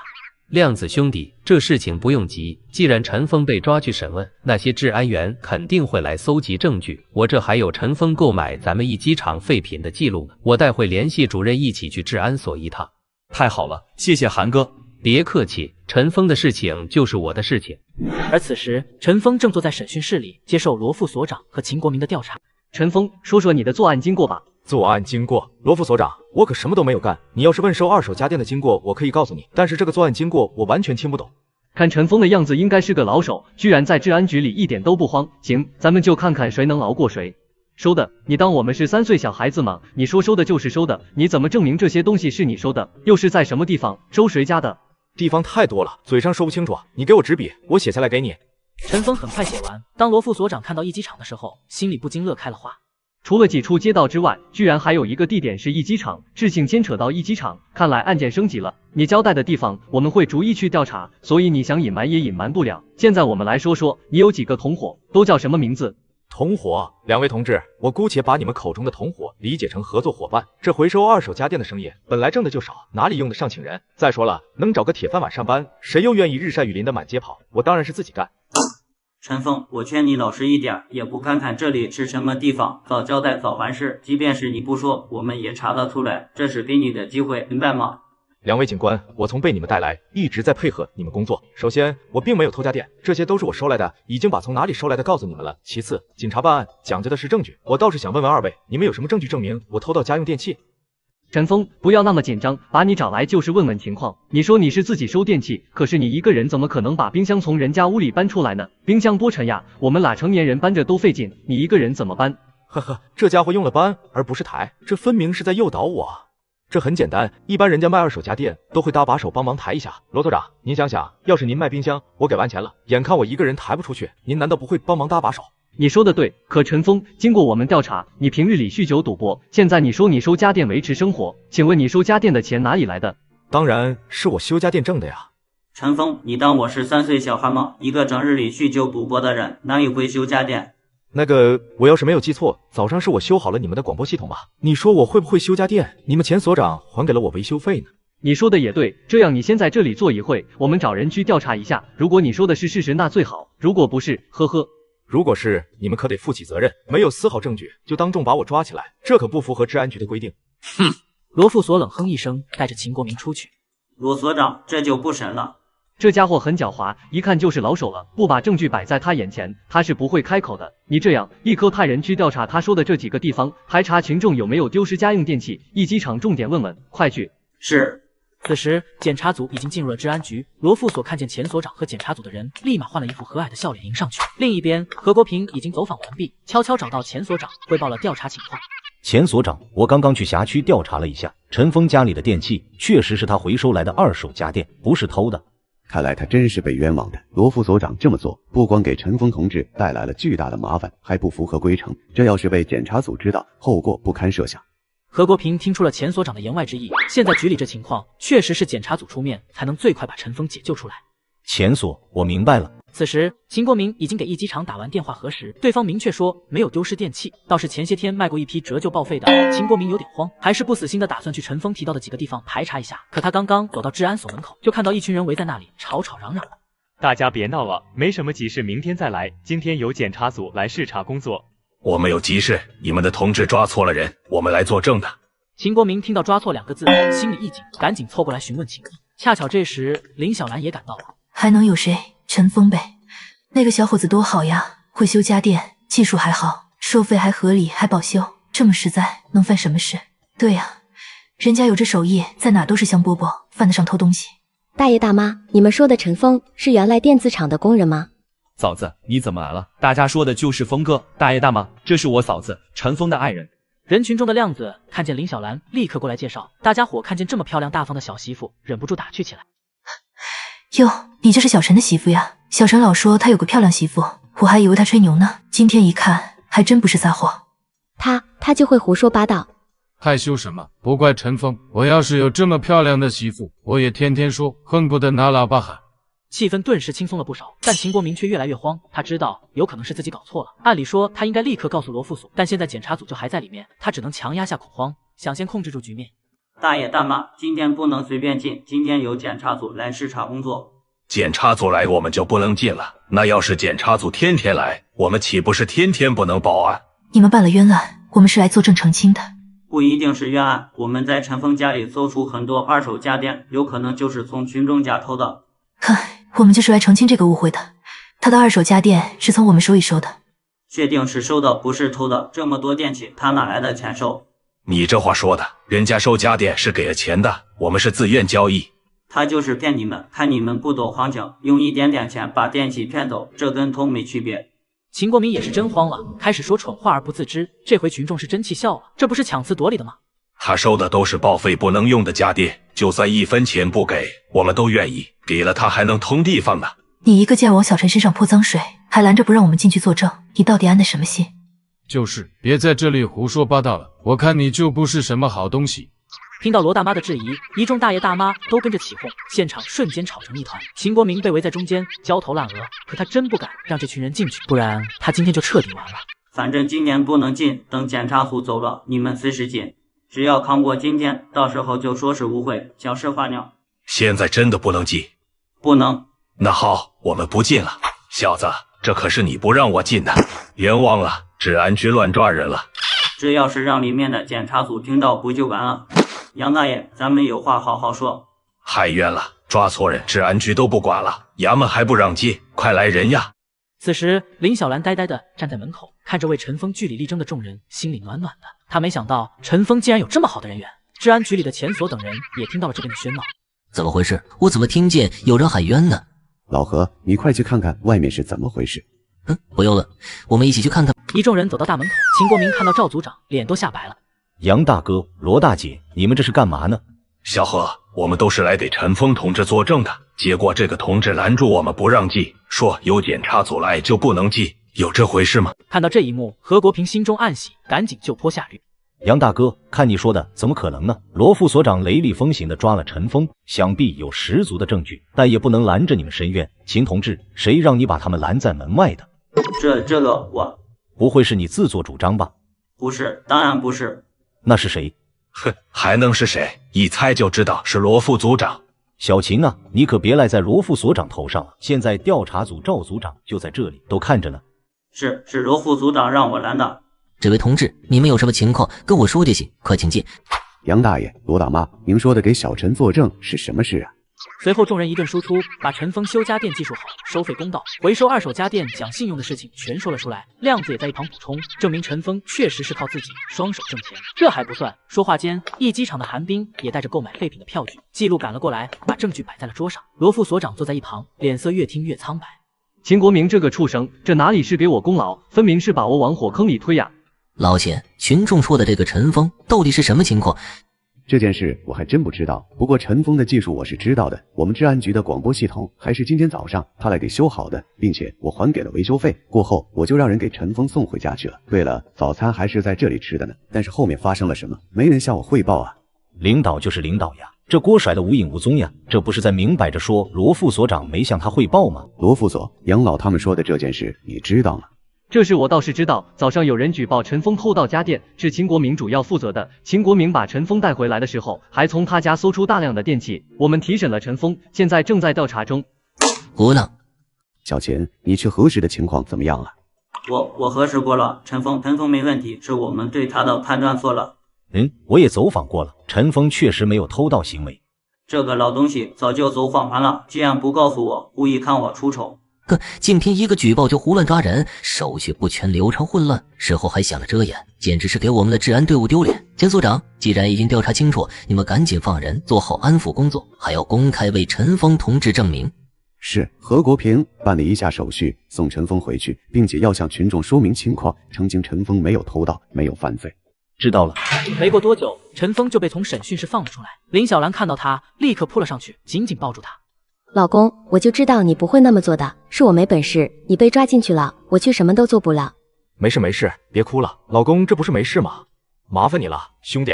峰哥，你没事就好，既然你没事，我就先走了，我还得回厂子呢。亮子，你带我回去，我也得先回厂子去。嫂子，你不和峰哥先回去？陈峰，我先回厂子上班，晚上回去给你做好吃的。好。陈峰再次坐上何国平的挎斗子，被送回家。路上，何国平把事情的来龙去脉详细跟他说了一遍。小陈呐，你真是我的福星啊！罗副所这下栽了个大的。何叔，你仕途顺利，我也跟着沾光，别说这样见外的话。陈峰被抓时就预料到了这件事的发展走向，甚至可以说是他主导，只是没想到邻居们会被拦在治安局门外，更没想到这些大爷大妈能为他做到这一步。陈峰非常感动。到了家属院，就看到一群邻居围在一起议论着他的事情。陈峰这次算是彻底完了，我就说他这2天不对劲，没工作还天天大鱼大肉的，原来这钱都不是好来的。入室偷盗，真是没想到，居然在咱们家属院出了这样的人，真是白瞎老厂长这一世英名了。这怎么又把陈峰拉回来了？不知道呀，走，过去看看去。各位街坊四邻，大家安静一下，我在这里跟大家通报一件事。之前的抓捕是一个误会，是我们治安局没有调查清楚。经过我们治安局走访，陈峰并不存在偷盗行为，反而通过自己的双手变废为宝，为很多群众修理好了电器，解决了老百姓修理电器的麻烦。在这里，我代表治安局向陈峰同志正式道歉，希望大家向陈峰同志学习，通过自己的双手勤劳致富。不用，何叔太正式了。昔日的二流子居然浪子回头了。警察同志，我们问下，既然陈峰不是小偷，那怎么会从他家搬出来那么多家用电器？不会是你们没有调查清楚吧？对呀，这二流子平时可是连饭都吃不起，还要靠老婆出来借钱过日子的。哼，是不是犯罪分子？我们调查的非常清楚。如果你有线索可以提供给我们，我们依旧会进行核实。但如果是造谣传谣，故意抹黑他人，就要承担相应的法律责任。原来陈峰还真会修家电，所以你们以后家里有什么电器坏了，完全可以放心找陈峰来修理，价格公道，而且还有保修。此话一出，邻居们纷纷激动起来。毕竟这年头想找个修家电的师傅太难。小陈，你一会帮我看看我家那台电视呗，最近看一阵就没有瘾了。小陈，平日里嫂子对你可不薄，一会先去我家看看那台收音机，最近老听着没声。各位放心，咱们都是一个厂子的，一会我拿上工具就去给你们看看去。好，谢谢你，何叔还给我做了免费的宣传，看来我这生意会越来越好了。主要是你的手艺好，不过你这么走街串巷也不是办法呀。想没想过找个地方办个营业执照，开个正规的电器修理铺？何叔，我也有这个想法，只是手里钱不够，再等等，等手里钱够了，我就去租个地方，把家电维修铺开起来。何国平走后，陈峰回屋拿上工具，就开始帮邻居们修理电器。看着陈峰熟练的手艺、认真的态度，邻居们纷纷对他竖起了大拇指，对他的看法彻底改观了。没过多久，小张和另外2名治安员就把之前从陈峰家拉走的2手电器全都送了回来。陈峰，我有件事和你商量一下，不知道行不行？你客气啥？峰哥，我想问问你这台彩电卖不卖？这台不打算卖，想留给家里，给我媳妇解闷。峰哥，不瞒您说，我大哥要结婚，人家对方说要有台彩电，可是你知道现在黑白电视的票都紧张，何况是彩电，所以我才想问问你，不卖也没关系。兄弟，我这台不卖，但是那里不是还有一台吗？也是进口的彩电，你要不？那台不是坏了吗？我以后或许还要和治安局打交道，不如做个顺水人情。如果你要，我抓紧修出来，晚上你就能取走，质保1年。真的？那太好了，我晚上就过来取。晚上，林小兰下班后一改往日的矜持，立马扑进陈峰怀里撒娇。老公，厂里的人都说你是小偷，我都吵不过他们。他们想说就让他们说去，反正废的是他们的唾沫。好了啊，老婆，我跟你说，今天下午我在家里就挣了40-50，你不知道这家属院里的人听了何叔的话，有好多来找我修家电。老公，你真厉害。你不是说要给我做好吃的吗？好，我这就去。来了，看看吧。好，这个好，这色彩一点看不出来是2手的。厉害啊，峰哥，就1下午的时间，你真的就修好了？这简直和供销社卖的新彩电画质一模一样。峰哥，你这彩电多少钱？先不说价格，你先看看电视机的质量还有功能，咱们再说价格。这台彩电是进口货，功能也相对多一些，操作方式也不太一样，我给你演示一下。随后陈峰耐心地为他们演示了彩电的各种功能，看得2人越发心动。行，峰哥，这台彩电我要了，你说个价吧。兄弟，你觉得它值多少钱？你先说说。高，他这么一说，我都不好还价了。峰哥，800怎么样？这几乎是我的全部积蓄啊。这时，林小兰端着炒好的菜走了出来，桌上摆着西红柿炒鸡蛋、醋溜排骨和小葱拌豆腐。800元一台2手彩电，这么多钱，我不吃不喝好几年才能攒下来。可没想到，陈峰轻轻摇了摇头，800还不满意，他到底想卖多少？小张，你们都知道，这彩电虽然看起来很新，色彩也没有的挑，但是它毕竟是2手的，跟新的没法比。不过我可以向你们保证，这彩电拿回去看个3-5年不会出问题，而且我还送1年保修。但是，没事哥，我这还有点钱，我贴给你。你要花800都差不多能买个新的国产彩电了，干嘛买个2手的？这彩电你给600就行。这话一出，小张和张楠全都愣住，都怀疑自己听错了。峰哥，你刚才说的是600，做买卖这么实在吗？峰哥，这怎么好意思？你这卖东西的，怎么还往下降价格呢？这不合适吧？这有什么？咱做生意就是得实在，不能亏心。小张兄弟俩喜滋滋地抬着彩电离开，陈峰转身将身上所有整钱都递给了林小兰。老婆，以后正经赚的钱都归你管，我就带点零钱够用就行。我不要，明天我给你去买个钱包。你这收2手电器不也需要钱吗？要是碰到合适的，刚好手里没有钱，收不回来岂不是很可惜？不，还是放你那里。我出门带着这么多钱不方便，况且这家店生意一定是收回来的便宜，卖出去的贵，才能赚到最大的差价。平时干活的零钱足够周转了。好吧，你用的时候找我要，你放心，我不会瞎用1分钱的。对了，刚才你为啥要让他们先开价？他们报800，你反倒主动降了200，这是为啥？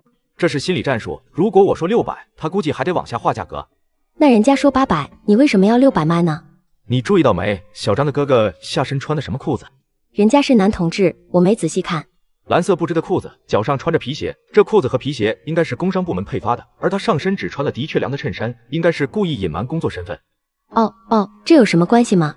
当然有关系，我这样走街串巷的修家电不是长久之计，日后有钱了，我想租个门店，专门做个维修电器的铺子，到时候免不了要和工商打交道，有个熟人好办事。老公，你真聪明。林小兰说着就要凑过去亲陈峰，忽然一阵恶心涌上心头，急忙转身往卫生间跑。你老公这么下不去嘴吗？陈峰说完，猛地想起小兰的情况。老婆，不行，明天我陪你去检查检查吧，你这样也不是办法呀。真是不知道怎么回事，但是平时身体没什么异样，估计是胃的毛病，我多喝点热水就好了，请假又要扣钱。陈峰刚要说点什么，有人敲门。爸妈，你们怎么来了？我再不来，你就要上天了吧？这是什么话？我最近踏实的很啊。哎呀，爸，你干嘛打我？我为什么打你？我真想打死你，你个不争气的东西！爸妈，你们来怎么不提前说一声？我好多做几个菜。小兰呀，我对不起你呀，本来想让你从农村过来，是想你有个好的生活，没想到我这不成器的儿子竟让你受委屈了。妈，你说什么呢？我们这不是好好的，你们二老今天到底为什么是来的呀？还不是为了这个逆子，他的事情我今天都听说了，据说偷了什么东西，都被治安局抓了。小兰呀，我是万万没想到我儿子变成了这样子，如果你实在和他过不下去了，你就跟他离婚，我同意。不行，我努力半天，好不容易把林小兰这颗心挽回一点了，你们这是要干嘛？就是小兰，你要是想和陈峰离婚，妈和爸都同意，毕竟你还年轻，以后还有机会，不能让陈峰害你一辈子。妈爸，我不和陈峰离婚，我们是想过一辈子的。小兰呀，是娘害了你呀，你再想想，如果你现在和陈峰离婚，我们一点不会埋怨你。妈爸，你们今天是怎么了？怎么突然跑过来让我和陈峰离婚呢？我们这阵子过得很好呀，你们是不是听说什么了？小兔崽子，你说说你自己都干了啥？你对得起林小兰吗？我干啥了？我没对不起小兰啊。还没有，小崽子，敢做不敢当，你配做个爷们吗？你把我们老陈家的脸都丢尽了。爸，你消消气，陈峰到底怎么了？惹您老生这么大的气？有街坊告诉我了，你因为偷盗被抓进了派出所。你上次来家里给了我们米面油，还留了钱，我们老两口还以为你真想通了呢，没想到。陈建国越说越气，忍不住咳嗽起来。爸，他们只告诉了你陈峰被带走，但是后面的事情没有跟你说吧？你听我给你说。随后，林小兰向陈峰父母交代了前因后果，包括杨大爷和罗大妈是如何到派出所为陈峰做证。听得陈建国不禁挺直腰杆。小兰，你说的都是真的？妈，当然是真的。陈峰现在靠着维修家电挣钱，你看这些东西都是陈峰收回来的。就在你们来之前，陈峰刚把一台修好的彩电卖了出去，而且还卖给了派出所的人，赚了600块。陈峰可厉害了。多少？600块？你没骗妈吧？爸妈，你们看，这些都是陈峰这几天给我的。这么多？我的天哪，这钱你们攒了多久？攒没攒，就是这些天赚的。这么说，陈峰上次来家里说一天挣150，不是吹牛。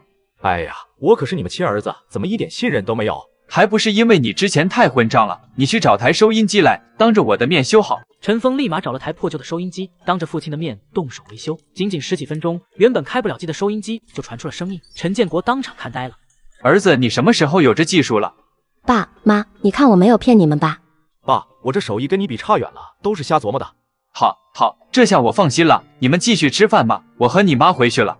爸妈，你们既然都来了，就也吃一口呗，我去再添2双碗筷。小兰，你这是咋了？是不是不舒服？陈峰，快送小兰去医院。爸，没事，小兰她是有了。真的？确定了吗？这么说我要当爷爷了，哈哈哈哈哈哈。还没完全确定，我一直劝她去医院检查，她总说怕扣工资不肯去。小兰，你这样不行，明天妈带你去医院检查一下。小兰，就听妈的吧。好吧。也不知道是男孩女孩。时代不同了，男女都一样。陈峰，你要更加努力了。我和你妈也打算再接点活干。小家伙一出生，咱们就要给他最好的生活。你呀，当初当爹的时候就兴奋，现在要当爷爷了，我看你怎么还跟那时候一样兴奋呢？我也不知道，就是觉得自己要当爷爷了，高兴，哈哈哈哈！走，咱爷俩喝点，今天就不回去了，等明天检查结果。好的，爸，我敬你爸。看见你能重新振作，努力上进，爸很高兴。马上要当爷爷了，更高兴。我也高兴，我再敬你一杯。你少喝点，明天还要早起去医院呢。第二天一大早，陈峰和林小兰还没睡醒，就被罗爱民的敲门声吵醒了。罗爱民特意带着林小兰去了市里最好的公立医院检查，他的妹妹罗爱萍就在这家医院当主任。一听说这事，立马安排了医生过来。姐姐，陈峰现在怎么样？上次听你说陈峰被电子厂开除了，我们医院现在需要临时工，不行就让他过来呗。小峰现在主要在维修家电，我听小兰说他自己收回来废旧的电器，修好了再卖出去，最近挣了不少钱。我昨天和他爸商量了，毕竟孩子现在大了，想做什么我们也管不了。那挺好啊，有门手艺比啥都强，以后日子肯定越来越红火。对了，既然他会修家电，我们领导最近总念叨家里电视坏了，送出去修了几次都没修好，要不让小峰帮忙看看？行，这有啥问题？正说着，医生就带着林小兰走了出来。恭喜恭喜，你儿媳妇怀孕了，你要当奶奶了。真的吗？我要当奶奶了，太好了。哎呀，我要当姨奶了。男孩还是女孩？现在才1个多月，看不出来，再等几个月，带孩子再做个检查，到时候就知道了。妈，姨，不用扶我，我自己能行。这是我和陈峰孕育的生命，不知道陈峰知道这个消息会什么表情。那可不行，你现在就是家里的大熊猫，国宝级的，必须把你照顾好喽。就是我可是还想着当姨奶奶呢。此时，陈峰来到李大爷家，想看看他家冰箱使用的怎么样，可看到崭新的冰箱，当场懵了。这还是我修好的那台破旧冰箱吗？现在已经被重新喷过漆，外观简直就跟新的一样。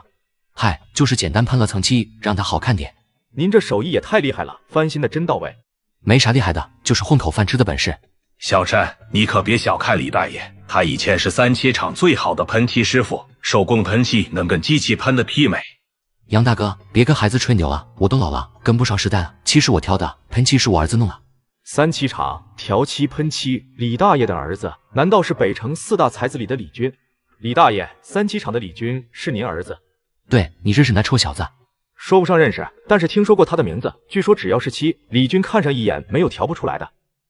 这小子还挺有名，不过在我眼里啥也不是。北城4大才子，我给其他3位都修过电器，这恐怕也算是缘分吧。陈峰拿到李大爷给的冰箱尾款时，立马赶回了家。林小兰一看到他，就立马冲进了他的怀里。老公，我怀孕了。哈哈哈，太好了，我真的要当爸爸了，老婆你好伟大呀！咱们还看着呢。你小心点，臭小子跟你爹当初一样。我太开心了，这一次我一定要弥补小兰，还有我未出世的孩子，弥补以前所有的亏欠。两人又温存了一会儿后，陈峰收拾东西准备出门。老婆，我出去一趟，回来给你个惊喜。好啊，峰哥，这是我昨天晚上用剪刀换回来的2台收音机。好，我给你5元钱。峰哥，你是不是给多了？不是说好了2块钱1台吗？拿着吧，这2台值这个价格，上来带你去见几个朋友。好的，峰哥。陈峰骑车速度飞快，没多久就接上了韩冰和吕鹏。陈峰，这都是你要的东西，我按照图纸都已经做出来了，你看看。是的，没错，就是这些。韩冰，你的蓄电池和电机呢？在车上。卧槽，汽车，哥们，这车是你的？不是，厂里的，没事的时候我可以开出来。东西在这。陈峰召集韩冰和吕鹏，准备手搓一台电动3轮车。哥几个搭把手，咱们就在这儿把它装好。装好之后我请客，吃大餐，全是硬菜。吕鹏拿出自己弄好的架子和原先的3轮车架子接好之后，拿出了电焊，直接焊了起来。这手艺快赶上无缝焊接了。架子焊好了，但是大轴轴承和链条的组装我就不会了。韩冰，交给我。经过1个多小时的忙活，4人终于把电动3轮车组装好。虽然外观看着有点粗陋，但功能齐全。这大家伙也太重了，陈峰，要是靠脚蹬的累半死，这咋用？放心，不用脚蹬，试试就知道了。陈峰插上钥匙，拧动开关，电机运转带动轴承和齿轮，3轮车缓缓动了起来。成功了！我去，这岂不是和摩托车一样了？上车，咱们去兜一圈，然后吃大餐去。我请客，你们挑地方。一路上，路人们看着电动3轮车，纷纷露出不可思议的眼神。几位吃点什么？你们随便点，记住要肉菜，今天我请客。3人听到肉菜2个字，眼睛里都冒出了光，毕竟他们基本1月才吃1次肉。那个，先点个拍黄瓜吧，再炒个青菜吧。我不是要硬菜吗？你们点素的干啥？老板娘，来个凉拌猪头肉、小鸡蘑菇，再来个扣肉。陈峰点的这几个菜加起来6、7元钱，都够我1个月的饭钱了。这做生意的就是不一样，这菜真……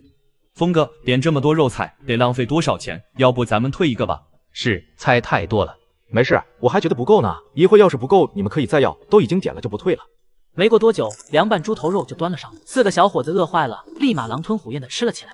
慢点，慢点，素菜留点，一会还有小鸡蘑菇和扣肉呢。陈峰，你修家电应该不少挣吧？还行吧，我也是刚开始做，勉强对付个生活而已。那你收益机厂的家电赚了吗？赚了，有台彩电卖了600。多少？650，收了一堆，一台你就卖了600。陈峰，这钱该你挣。峰哥，你看看有没有什么路子，让我也挣点外快，这死工资真的不够花呀。行，那你跟亮子一样，回收2手电器，我准保让你挣到钱。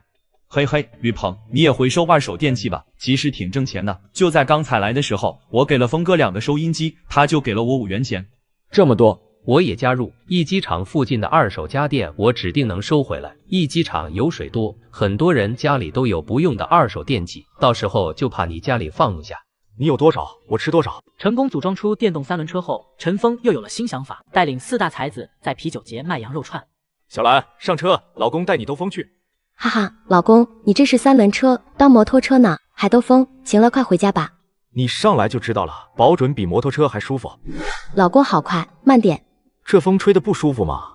这就是你琢磨出来的东西。当然，你老公聪明着呢，不光会修电器，还会改装3轮车。谢谢老公给我的惊喜，我很开心。老婆，都怪我，光想着让你开心了，忘记你现在的身体了。走，咱们回去。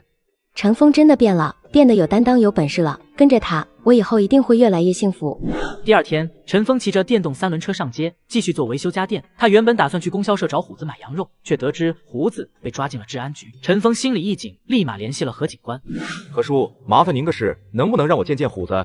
在何警官的帮忙下，陈峰很快见到了。哥，你咋来了？你都进这儿了，我能不来吗？本来还想找你买羊肉呢，到底咋回事？哥，本来我给你准备了肉，都怪那混账老头生儿子没屁眼。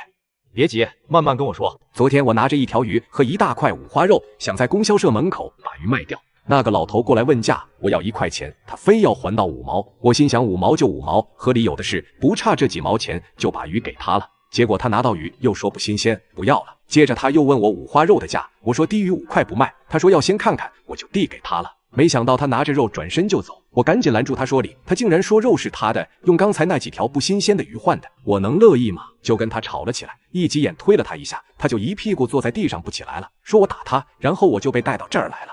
这情节怎么这么熟悉？这不就是后世小品里的套路吗？没想到这个年代就有这种碰瓷的了。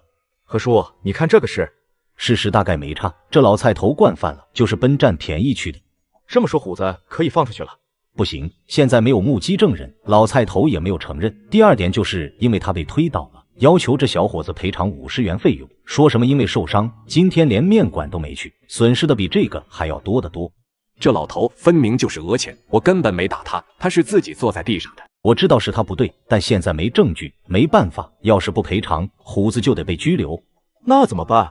只能走赔偿，不然就要被拘留。我也没有50啊，这不是把我往死路上逼吗？别急，虎子这50元我替你交了。何叔，我想治治这老菜头，你带我去趟他的面馆行不行？你有什么好办法？现在不能说，何叔，只要你带我去他的面馆，到时候你看我表演就行了，我保证不给你添麻烦。哥，谢谢你，要不是你掏出这50元，我真不知道该怎么办了。以后我这命就是你的了。别说那么夸张，以后有好吃的给我留着就行。好，我一定。虎子，一会我带你去看场戏，你和何叔他们在外面，不要进去，我自己进去就行，知道吗？哥，你这车跟之前不一样了，坐稳了，过瘾了。峰哥，你这车太帅了。这小子啥时候又鼓捣出来个这东西？速度倒是挺快。没多久，几人就到了老菜头的小面馆门口。就是这家，陈峰不许胡来，知道吗？放心，我心里有数。要吃点什么？来碗汤面就行。不是，你这面里怎么有这么多头发呢？对不起，刚才端面的时候也没有注意，我给您换一碗。那个我时间来不及了，一会还有事。这样吧，你把汤面给我换盘猪头肉吧，行吗？啥？我看看猪头肉里有没有头发。放心哥，这里面绝对不会有。这是怎么了？来，你尝尝这是什么味道？有你们这样做生意的吗？味道有些不对，对不起，是我们的疏忽，我再给你换一盘。得了吧，你给换盘熟牛肉吧，我对你们店里的东西真不放心了。不错，好吃。那就行。陈峰吃完熟牛肉，擦了擦嘴，就往门外走。服务员见状，立马追了上去。